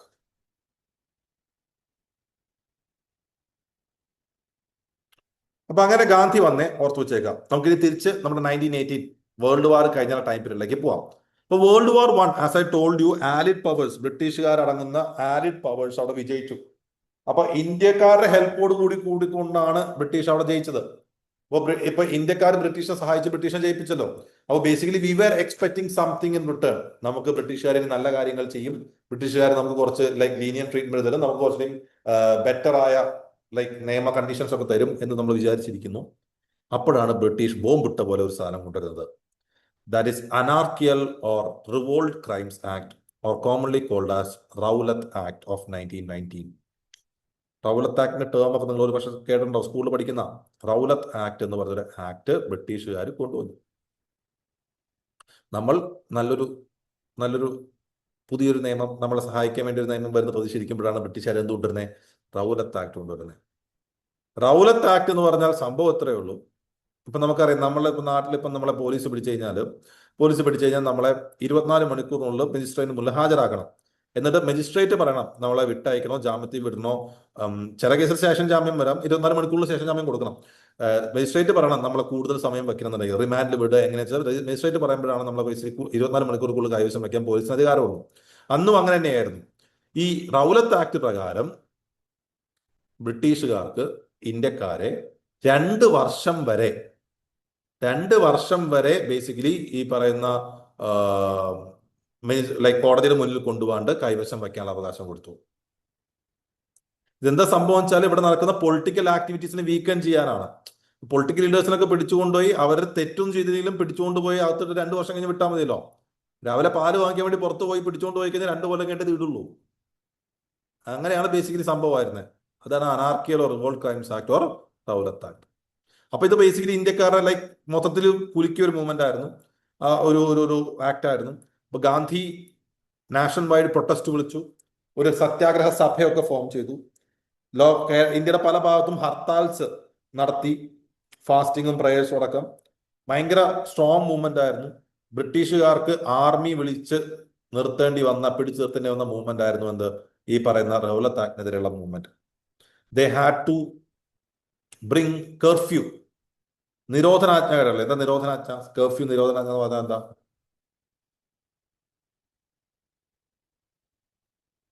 Restriction ഏഹ് restriction restriction. കൂട്ടം കൂടി നിൽക്കാൻ പാടില്ല. കോവിഡിന്റെ സമയത്തൊക്കെ ഉണ്ടായിരുന്നില്ലേ, 4 പേര് കൂടുതൽ കൂട്ടം കൂടി നിൽക്കാൻ പാടില്ല, അപ്പൊ പോലീസ് പിടിച്ചോണ്ട് പോകുന്നൊക്കെ ആയിട്ട്. അപ്പൊ നിരോധനാജ്ഞയൊക്കെ അങ്ങനത്തെ രീതിയിലായിരുന്നു ബേസിക്കലി സംഭവം പോയിട്ടുണ്ടായിരുന്നത്. അപ്പൊ അതവിടെ ഒന്നാമത്തെ നമുക്ക് കിട്ടിയ പണിയാണ് റൗലത്ത് ആക്ട്. രണ്ടാമത് ജാലിയൻ വാലാബാഗ് മസക്കേർ, April 13, 1919. നിങ്ങൾ കേട്ടിട്ടുണ്ടാവും, പഠിച്ചിട്ടുണ്ടാവും. ജാലിയൻ വാലാബാഗ് എന്ന് പറഞ്ഞാൽ പഞ്ചാബിലെ ഒരു ഒരു ഗ്രൗണ്ടാണ്, ഒരു മൈതാനമാണെന്ന്, പാർക്കാണെന്ന് പറയപ്പെടുന്നത്. അപ്പോൾ ഈ റൗലത്ത് ആക്ടിന്റെ കുറെ ലൈക്ക് നിരോധനാജ്ഞ പോലത്തെ നിയമങ്ങൾ നിലവിൽ നിൽക്കുന്നുണ്ട്. ഇതൊന്നറിയാതെ കുറെ പേര് ഈ ജാലിയൻ വാലാബാഗിൽ ഒത്തുകൂടിയിട്ട് ദേവർ ഹാവിങ് എ പീസ്ഫുൾ, എന്താ പറയാ, ഒരു സ്പീച്ച് ഒക്കെ നടത്തി പീസ്ഫുൾ ആയിട്ടൊരു ഒരു ഗ്യാതറിംഗ് നടക്കുമായിരുന്നു. അപ്പോഴാണ് ജനറൽ ഡയർ എന്ന് പറയുന്ന ബ്രിട്ടീഷ് ഓഫീസർ ആർമിയുമായി അതിനുള്ളിലേക്ക് കയറിയത്. ഈ ജാലിയൻ വാലാബാഗിന്റെ ഉള്ളിലേക്കും പുറത്തേക്കുമായിട്ട് ഒരു ഒറ്റ വഴിയേ ഉള്ളൂ, only one way, entry exit. ആ എൻട്രി ക്രോസ് ചെയ്തുകൊണ്ട് ഒരുപാട് ഗൺസുമായിട്ട് ജനറൽ ഡയർ കയറിയെത്തി. He without any warning he ordered for shooting. ഒരുപാട് പേര് കൊല്ലപ്പെട്ടു. രാജ്യം മുഴുവൻ നടുങ്ങി. മൊത്തത്തിൽ ലൈക്ക് ഭയങ്കര ഒരു ഭീകരാന്തരീക്ഷം ക്രിയേറ്റ് ചെയ്യപ്പെട്ടു. ഗാന്ധിയുടെ ഈ പറയുന്ന റൗലത്ത് ആക്ട് മൂവ്മെന്റ് നടക്കുന്നതിന്റെ റെസ്പോൺസ് ആണ് ഇത് എന്ന് ഗാന്ധി വിചാരിച്ച് ഗാന്ധി എന്ത് ചെയ്തു? റൗലത്ത് ആക്ടിന്റെ മൂവ്മെന്റ് ഒക്കെ പിൻവലിച്ചു. രവീന്ദ്രനാഥ് ടാഗോർ അറിയാലോ, ഫേമസ് ഓഥറാണ്. അദ്ദേഹത്തിന് ബ്രിട്ടീഷുകാർ കൊടുത്തൊരു ബഹുമതിയായിരുന്നു നൈറ്റ്ഹുഡ്. അത് രവീന്ദ്രനാഥ് ടാഗോർ റിനൗൺസ് ചെയ്തു. ഇതിനെപ്പറ്റി പഠിക്കാൻ ഹണ്ടർ കമ്മീഷൻ എന്ന് പറഞ്ഞൊരു കമ്മീഷൻ വന്നു. ജനറൽ ഡയറിനെ തിരിച്ച് ബ്രിട്ടനിലേക്ക് വിളിപ്പിച്ചു. പറയപ്പെടുന്നത് ജനറൽ ഡയറിനെ അവിടെ ബ്രിട്ടനിലേക്ക് വിളിപ്പിച്ച് ശിക്ഷിക്കാനല്ല, ജനറൽ ഡയർ അവിടെ ഭയങ്കര സ്വീകരണമായിരുന്നു കേട്ടത്. ഇതൊക്കെ കേട്ടിട്ടാണ് ഇവിടുന്ന് ഒരാൾ പോയിട്ട് ജനറൽ ഡയറിനെ, ഉദ്ധം സിംഗ് പോയിട്ട് കേട്ടോ. Udham Singh he assassinated General Dyer in London. അപ്പോ ഞാൻ പറഞ്ഞല്ലോ, ഫസ്റ്റ് വേൾഡ് വാർ കഴിഞ്ഞ് നമ്മളൊരു പോസ്റ്റ് വാർ കോൺസ്റ്റിറ്റ്യൂഷണൽ കൺസെഷൻസ് പ്രതീക്ഷിച്ചുകൊണ്ടിരിക്കുമ്പോഴാണ് ഒന്നാമത് റൗലത്ത് ആക്ട് വരുന്നത്, രണ്ടാമത് ജാലിയൻ വാലാബാഗ് മസക്കേർ വരുന്നത്, മൂന്നാമത്തെ ഇഷ്യൂ ആണ് ഖിലാഫത്ത് ഇഷ്യൂ. ഖിലാഫത്ത് ഇഷ്യൂ എന്ന് പറയുമ്പോൾ നിങ്ങൾ ഖലീഫ് എന്ന് പറയുന്നതിനെ പറ്റി കേട്ടിട്ടുണ്ടോ? ഖലീഫ് അല്ലെങ്കിൽ ഖലീഫ ആരാണ്? മുസ്ലിംസ് ആണോ? ആ, മുസ്ലിംസിൽ ആരാണ്? വൈശാഖ് എന്തോ പറയാൻ വന്നാണേ. വൈശാഖ് ഉദ്ദേശിച്ച ഖലീഫ അല്ലേ ഈ ഖലീഫ? ഓക്കെ, സോ എന്തെങ്കിലും ഒന്നും പറയാനില്ലേ? ഇല്ല സാർ, ഒന്നുമില്ല. ചുമ്മാ പറഞ്ഞാണ്. ഓക്കെ, ഖലീഫ് എന്ന് പറയുന്നത് ബേസിക്കലി ഗ്ലോബലി മുസ്ലിംസ് ഹെഡായി കണ്ടിരുന്ന ഒരു വ്യക്തിയാണ്. ലൈക്ക് മുസ്ലിംസിൽ ലൈക്ക് മുസ്ലിം റൂളൊക്കെ ഉണ്ടായിരുന്നു, സുൽത്താന്മാരൊക്കെ ഉണ്ടായിരുന്നപ്പോൾ അവരുടെയൊക്കെ ലൈക്ക് ഏറ്റവും ഹെഡായിട്ട് കണ്ടിരുന്ന ഒരാളാണ് ഖലീഫ് എന്ന് പറയുന്നത്. ഈ ഖലീഫ് ഈസ് സീറ്റഡ് ഇൻ ടർക്കി. ടർക്കിയിലാണ് ഖലീഫ് ഉള്ളത് കേട്ടോ. അപ്പോൾ ഈ ടർക്കി ഫസ്റ്റ് വേൾഡ് വാറിന്റെ പാർട്ടായിരുന്നല്ലോ, സെൻട്രൽ പവേഴ്സിന്റെ ഒപ്പം ഉണ്ടായിരുന്ന. അപ്പൊ ബ്രിട്ടൻ ബേസിക്കലി ആലിഡ് പവേഴ്സിലായിരുന്ന സമയത്ത് Britain defeated the central powers. അപ്പൊ ടർക്കിയെ തോൽപ്പിച്ചു. അപ്പോൾ മുസ്ലിംസിന്റെ ഒരു ആവശ്യം ഉണ്ടായിരുന്നതാണ് ഈ ഖലീഫയെ ഡിസോണർ ചെയ്യരുത്, ഖലീഫയെ അവിടെ നിന്ന് റിമൂവ് ചെയ്യരുത്, ഖലീഫയെ ഡിസോണർ ചെയ്യരുത് എന്ന് പറഞ്ഞിട്ട്. ബട്ട് ബ്രിട്ടൻ അതൊന്നും കേട്ടില്ല. അപ്പൊ ബ്രിട്ടൻ ബേസിക്കലി ഖലീഫയെ ഡിസോണർ ചെയ്തപ്പോൾ അത് ബേസിക്കലി മുസ്ലിം സെന്റിമെന്റ്സിനെ വല്ലാതെ ബാധിക്കുകയും മുസ്ലിംസ് പല ഭാഗത്തായിട്ട് മൂവ്മെന്റ്സ് തുടങ്ങുകയും ചെയ്തു. അപ്പോൾ ഇതിനെതിരെ ഇന്ത്യയിൽ വന്ന മൂവ്മെന്റ് ആണ് ഖിലാഫത്ത് മൂവ്മെന്റ് എന്ന് പറയുന്നത്. ഖിലാഫത്ത് മൂവ്മെന്റ് നിങ്ങൾ കേട്ടിട്ടുണ്ടാവും, Khilafat movement. So Turkey was dismembered and ഖലീഫ was removed from power. In 1919 ഇന്ത്യയിൽ ഇതിനെതിരെ ഖിലാഫത്ത് കമ്മിറ്റി എന്ന് പറഞ്ഞൊരു കമ്മിറ്റി ഫോം ചെയ്തു. ഷൗക്കത്ത് അലി, മുഹമ്മദ് അലി എന്നുള്ള മൗലാന അബ്ദുൽ കലാം ആസാദ്, ഇങ്ങനെ കുറച്ച് പേരാണ് ഫോം ചെയ്തത്. സോ ബേസിക്കലി ഞാൻ പറഞ്ഞല്ലോ, കോൺഗ്രസും മുസ്ലിം ലീഗും തമ്മിൽ ചെറിയ ഇഷ്യൂസ് ഒക്കെ ഉണ്ട്. ഇഷ്യൂസ് മീൻസ് രണ്ടുപേരും ഡൈവേർജൻസ് ഉണ്ട്. അപ്പോൾ നമ്മൾ മറ്റേ ലക്നൗ പാക്റ്റിൽ ഒന്നിച്ച് വന്നു, അതിനുവേണ്ടി കുറച്ച് പ്രവർത്തിച്ചു, പിന്നെ അത് വിട്ടുപോയി. അപ്പോൾ ബേസിക്കലി ഈ ഖിലാഫത്ത് ഇഷ്യൂ നടക്കുന്ന സമയത്ത് ഇതിന് കോൺഗ്രസിനൊപ്പം നിൽക്കാൻ പറ്റി കഴിഞ്ഞാൽ ഹിന്ദു മുസ്ലിം യൂണിറ്റിയെ ഒരുമിച്ച് കൊണ്ടുവരാൻ സാധിക്കും. അപ്പോൾ ബേസിക്കലി 3 കാര്യങ്ങൾക്ക് നമുക്ക് ഇപ്പൊ എന്ത് ചെയ്യാനുണ്ട്, നമുക്ക് പ്രതികരിക്കാനുണ്ട്. 1 റൗലത്ത് ആക്ട്, 2 ജാലിയൻവാല ബാഗ് മാസക്കേർ, 3 ഖിലാഫത്ത് ഇഷ്യൂ. ഇത് 3-നുമെതിരെ പ്രതികരിക്കാൻ തീരുമാനിച്ചുകൊണ്ടാണ് കോൺഗ്രസ് 1920 നാഗ്പൂർ സെഷനിൽ നോൺ കോപ്പറേഷൻ മൂവ്മെന്റ് ലോഞ്ച് ചെയ്യുന്നത്. നോൺ കോപ്പറേഷൻ മൂവ്മെന്റ്, നിസ്സഹകരണം, ബ്രിട്ടീഷുകാരുമായിട്ട് യാതൊരു വിധത്തിലുള്ള കോപ്പറേഷനും ഉണ്ടാവുകയില്ല എന്ന് പറയുന്ന നോൺ കോപ്പറേഷൻ മൂവ്മെന്റ്. അപ്പോ നോൺ കോപ്പറേഷൻ മൂവ്മെന്റിൽ എന്തൊക്കെയുണ്ട്? ബ്രിട്ടീഷുകാരുടെ യാതൊരു കാര്യവും നമുക്ക് വേണ്ട. നമ്മൾ സ്വന്തമായിട്ട് എഡ്യൂക്കേഷൻ ഇൻസ്റ്റിറ്റ്യൂഷൻസ് എസ്റ്റാബ്ലിഷ് ചെയ്തു ഇന്ത്യൻസിൽ പഠിക്കാനായിട്ട്. ആചാര്യ നരേന്ദ്രദേവും CR ദാസും സുഭാഷ് ചന്ദ്രബോസും ഒക്കെ ഉണ്ടായിരുന്നു. ഇന്ത്യൻ ലോയേഴ്സ് കോടതിയിൽ പോവാതെയായി. There was no tax movement, അതായത് ബ്രിട്ടീഷുകാർക്ക് ടാക്സ് അടയ്ക്കരുത് എന്ന് പറഞ്ഞ നോൺ ടാക്സ് മൂവ്മെന്റ് ഉണ്ടായിരുന്നു. Indian National Congress decide to launch civil disobedience movement. ഇവിടെ ശ്രദ്ധിക്കണേ, ലൈക്ക് ഈ നോൺ കോപ്പറേഷൻ മൂവ്മെന്റ് നെക്സ്റ്റ് സ്റ്റെപ്പായിട്ട് സിവിൽ ഡിസോബീഡിയൻസ് മൂവ്മെന്റ് കൊണ്ടുവരാൻ തീരുമാനിച്ചു, കൊണ്ടുവന്നില്ല. അത് പിന്നീടാണ് വരുന്നത്. സ്റ്റുഡൻസ് ബ്രിട്ടീഷ് സ്കൂളുകളിൽ പോകുന്നു നിർത്തി, കോളേജിലും പോകുന്നു നിർത്തി. വിമൻ മൂവ്മെന്റിന് വേണ്ടി മുന്നിട്ടിറങ്ങി. അവരുടെ പർദ്ദ ഉപേക്ഷിച്ച് മൂവ്മെന്റിന് വേണ്ടി മുന്നിട്ടിറങ്ങി. അത് മാത്രമല്ല, ഇവര് ലൈക്ക് ഈ കോൺഗ്രസ് ഒക്കെ ഈ ഫണ്ട് റേസ് ചെയ്യാനായിട്ട് തിലക്സ് ഫണ്ട്, ബാലഗംഗാധർ തിലകിന്റെ പേരിൽ തിലക്സ് ഫണ്ട് എന്ന് പറഞ്ഞ ഫണ്ടൊക്കെ റേസ് ചെയ്തിരുന്നു. അതായത് ലൈക്ക് ഈ മൂവ്മെന്റ്സിന് വേണ്ടിയിട്ട്. അപ്പൊ അതിനുവേണ്ടി വിമൻ അവരുടെ ആഭരണങ്ങളൊക്കെ കൊടുത്തു. ഒരുപാട് പേര് നമ്മൾ സി രാജഗോപാലാചാരി, സർദാർ വല്ലഭായ് പട്ടേൽ, ഗോപബന്ധു ദാസ്, സുഭാഷ് ചന്ദ്രബോസ്, ജവഹർലാൽ നെഹ്റു, അങ്ങനെ ഇവരൊക്കെ അന്ന് യൂത്ത് ആണ്. They all participate in the movement. Movement stronger ആയി വന്നു. ബ്രിട്ടീഷുകാര് ഈ മൂവ്മെന്റിനെ സപ്രസ് ചെയ്യാനായിട്ട് ആർമിയെ ഇറക്കി, ഒരുപാട് പേരെ വെടിവെച്ചിട്ടു. മൂവ്മെന്റ് മുന്നോട്ട് പോയി. കോൺഗ്രസിനെയും ഖിലാഫത്ത് കമ്മിറ്റിയെയും എന്ത് ചെയ്തു? ഇല്ലീഗലായിട്ട് ഡിക്ലെയർ ചെയ്തു. ആ കമ്മിറ്റി ബേസിക്കലി ഇല്ലീഗൽ ആണെന്നൊക്കെ ഡിക്ലെയർ, ആ പാർട്ടീനൊക്കെ പബ്ലിക് മീറ്റിംഗ് ഒക്കെ അവോയ്ഡ് ചെയ്തു. മൂവ്മെന്റ് അങ്ങനെ പോയിക്കൊണ്ടിരിക്കുകയാണ്. ഇത്രയും വലിയ മൂവ്മെന്റ്, ലൈക്ക് ബേസിക്കലി ഒരു സിസ്റ്റം, നമുക്കൊരു ഗവൺമെന്റ് സിസ്റ്റം ഒന്നും, ഒരു പൊളിറ്റിക്കൽ മൂവ്മെന്റ് പോലെയാണല്ലോ പോകുന്നത്. ഇത്രയും വലിയ മൂവ്മെന്റ് മുന്നോട്ട് പോവുകയാണ്. Gandhi is one of the leader or major leader. ഗാന്ധിയോട് എല്ലാവരും റെസ്പെക്ട് ആണ്. അപ്പൊ ഗാന്ധി പറയുന്ന എല്ലാവരും കേൾക്കും. ഗാന്ധിക്ക് എപ്പോഴും മൂവ്മെന്റ് എങ്ങനെയായിരിക്കണം? ട്രൂത്ത്ഫുൾ ആയിരിക്കണം, നോൺ വയലന്റ് ആയിരിക്കണം. അപ്പൊ ഇന്ത്യ മൊത്തം നടക്കുന്ന ഒരു movement completely truth and non violent ആയിട്ട് ഒരുപാട് കാലം കൊണ്ടുപോവുക എന്ന് പറയുന്നത് ഭയങ്കര ബുദ്ധിമുട്ടാണ്. ലൈക്ക് പല ആൾക്കാരും പലതുപോലെയാണല്ലോ. ഒരു മൂവ്മെന്റ് നടക്കുമ്പോൾ ഒരുത്തൻ കല്ലെടുത്ത് എറിഞ്ഞാൽ മതി, മൂവ്മെന്റ് പ്രശ്നമാവും. അപ്പോൾ ആ മൂവ്മെന്റ് ഇങ്ങനെ പോയിക്കൊണ്ടിരിക്കുകയാണ്. ബ്രിട്ടീഷുകാർ റെസ്പോണ്ട് ചെയ്യുന്നു. ബ്രിട്ടീഷുകാർ ആൾക്കാരെ വെടിവെച്ചിടുന്നു പറയുമ്പോൾ ആൾക്കാർക്ക് അരിശം വരും, ആൾക്കാർക്ക് ദേഷ്യം വരും, ആൾക്കാർക്ക് അവർ ലൈക്ക് ബ്രിട്ടീഷുകാർ കൊല്ലാനുള്ള ദേഷ്യം ഉണ്ടാവും. അപ്പോൾ അങ്ങനെ അതിന്റെ ഒക്കെ റിസൾട്ട് ആയിട്ട് 1922 we had an incident called as the Chauri Chaura incident. Chauri Chaura എന്ന് പറഞ്ഞ സ്ഥലത്ത് നമ്മുടെ ആൾക്കാർ പോലീസ് സ്റ്റേഷൻ ആക്രമിച്ചു. പോലീസ് സ്റ്റേഷൻ ആക്രമിച്ചു പറഞ്ഞ പോലീസ് സ്റ്റേഷൻ തീയിട്ടു. Around 21 policemen died in that event. അപ്പൊ ഗാന്ധി അതിൽ ഭയങ്കര ഡിസ്ഹാർട്ടൻഡ് ആയി. Gandhi truth non violence. അപ്പൊ ഗാന്ധി പറഞ്ഞതെന്ന് വെച്ചാൽ ശരിക്കുമുള്ള ഈ ട്രൂത്ത്ഫുൾ നോൺ വയലന്റ് സത്യാഗ്രഹ മൂവ്മെന്റിന് ഇന്ത്യൻസ് ഇപ്പോഴും തയ്യാറായിട്ടില്ല എന്ന് പറഞ്ഞിട്ട് ഗാന്ധി മൂവ്മെന്റ് വിത്ഡ്രോ ചെയ്തു. വിത്ഡ്രോ ചെയ്ത പാടെ ഗാന്ധിയെ പോലീസ് അറസ്റ്റ് ചെയ്തു. 6 വർഷത്തോളം ജയിലിൽ കിടക്കേണ്ടി വന്നു.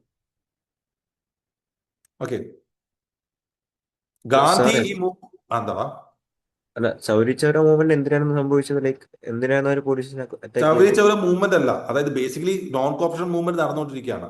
ചൗരി ചൗര എന്ന് പറഞ്ഞ ഒരു സ്ഥലമാണ്. അപ്പൊ ബേസിക്കലി എന്താ സംബന്ധിച്ച് മൂവ്മെന്റ് നടന്നുകൊണ്ടിരിക്കുമ്പോൾ ബ്രിട്ടീഷുകാർ ഈ മൂവ്മെന്റ് അടിച്ചമർത്താൻ നോക്കുമല്ലോ. അപ്പൊ ബ്രിട്ടീഷുകാർ പവർ യൂസ് ചെയ്യുമ്പോൾ ഇന്ത്യക്കാർക്കും തിരിച്ച് പവർ യൂസ് ചെയ്യാൻ ടെൻഡൻസി ഉണ്ടാവും, അല്ലെ? ഇപ്പൊ ആലോചിച്ച് നോക്കി, നമ്മൾ ആൾക്കാരെ കുറച്ച് പോലീസുകാർ തല്ലിക്കുമ്പോൾ നമുക്ക് തിരിച്ച് നോൺ വയലന്റ് ആണ്, അഹിംസയാണെന്ന് പറഞ്ഞു കേൾക്കാൻ നമുക്ക് തോന്നുമോ? ഇല്ല.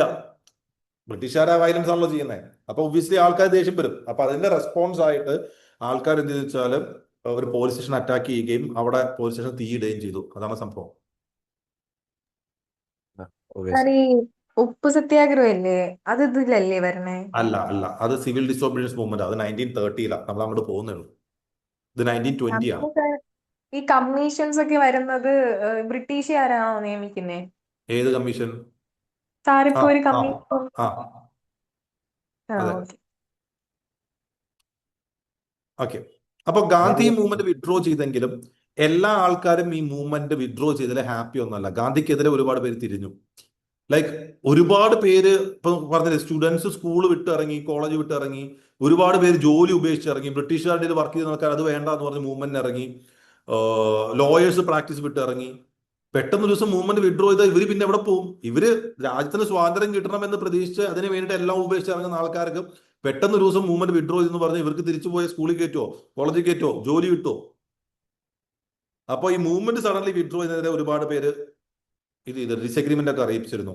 ഇപ്പൊ ഫോർ എക്സാമ്പിൾ CR ദാസ് പോലെയുള്ള ആൾക്കാർ, Motilal Nehru, Subhash Chandrabose, Jawaharlal Nehru, they express their disagreement against Gandhi's decision to withdraw the movement.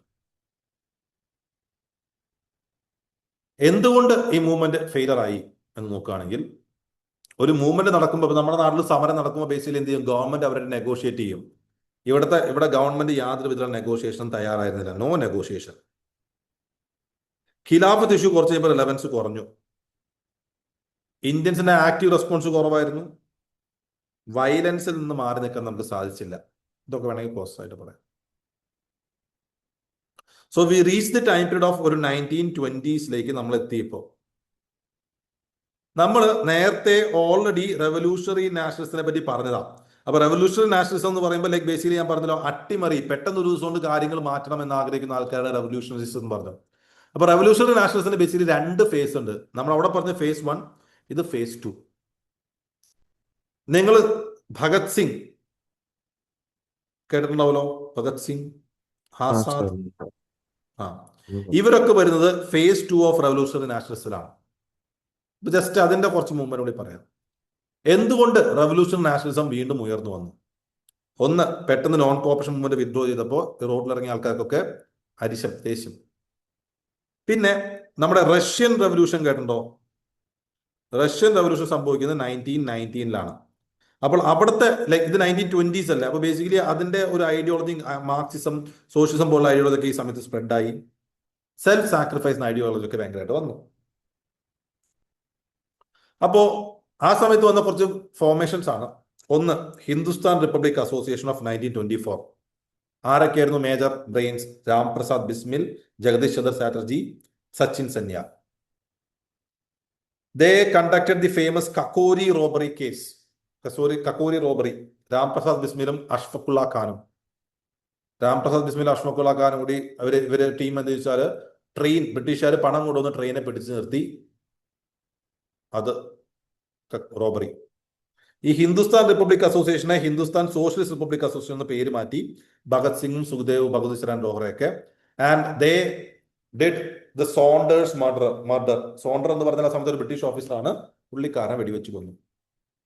Bhagat സിംഗിനെയും സുഖ്ദേവിനെയും രാജഗുരുവിനെയൊക്കെ എന്തിനാ ജയിലിലിടുന്നതെന്ന് അറിയാവോ? തൂക്കിക്കൊല്ലുന്നത്.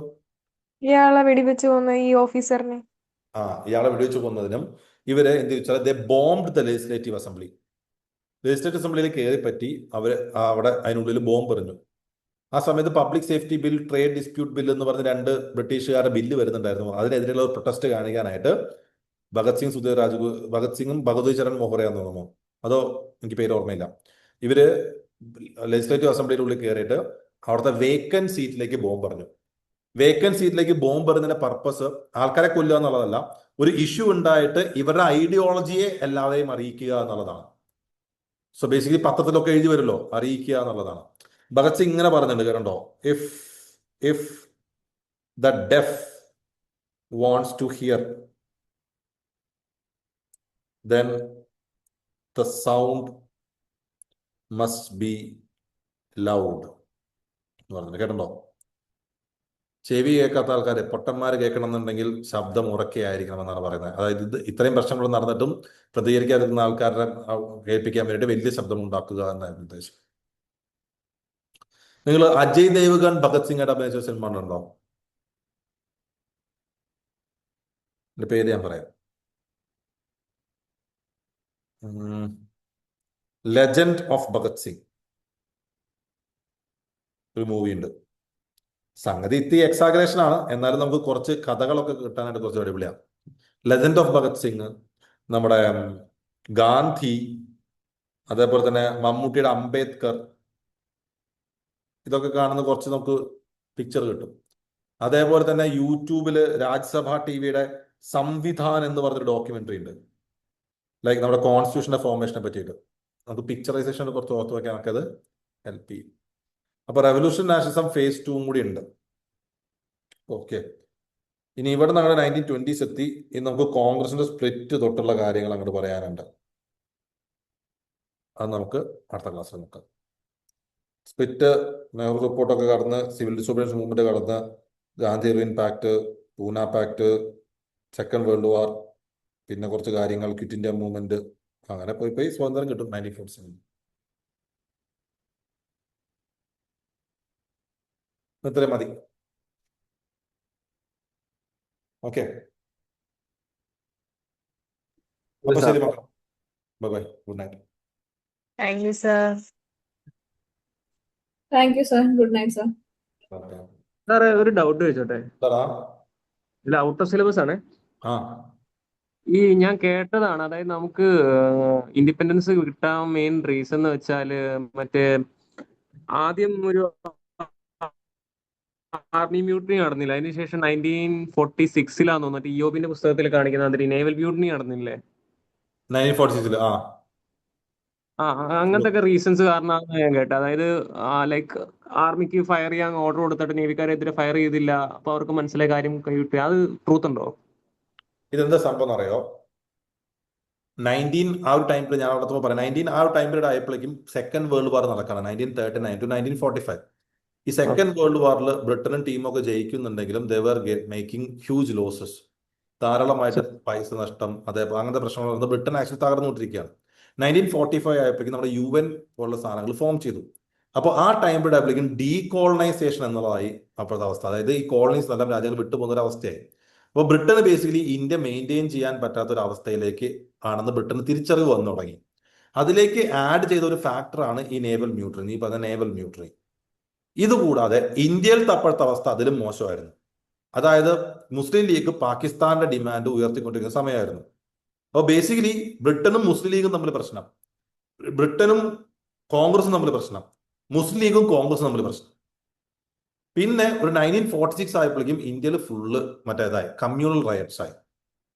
ഹിന്ദുസ് മുസ്ലിംസിനെ കൊണ്ടുവരുന്നു, മുസ്ലിംസ് ഹിന്ദുസിനെ കൊണ്ടുവരുന്നു, കൊല്ലുന്നു, വീണ്ടും തീവയ്ക്കുന്നു, റേപ്പ് ചെയ്യുന്നു, മൊത്തം പ്രശ്നം. തലവേദന ഒഴിവാക്കിയതാണ് ബ്രിട്ടൻ.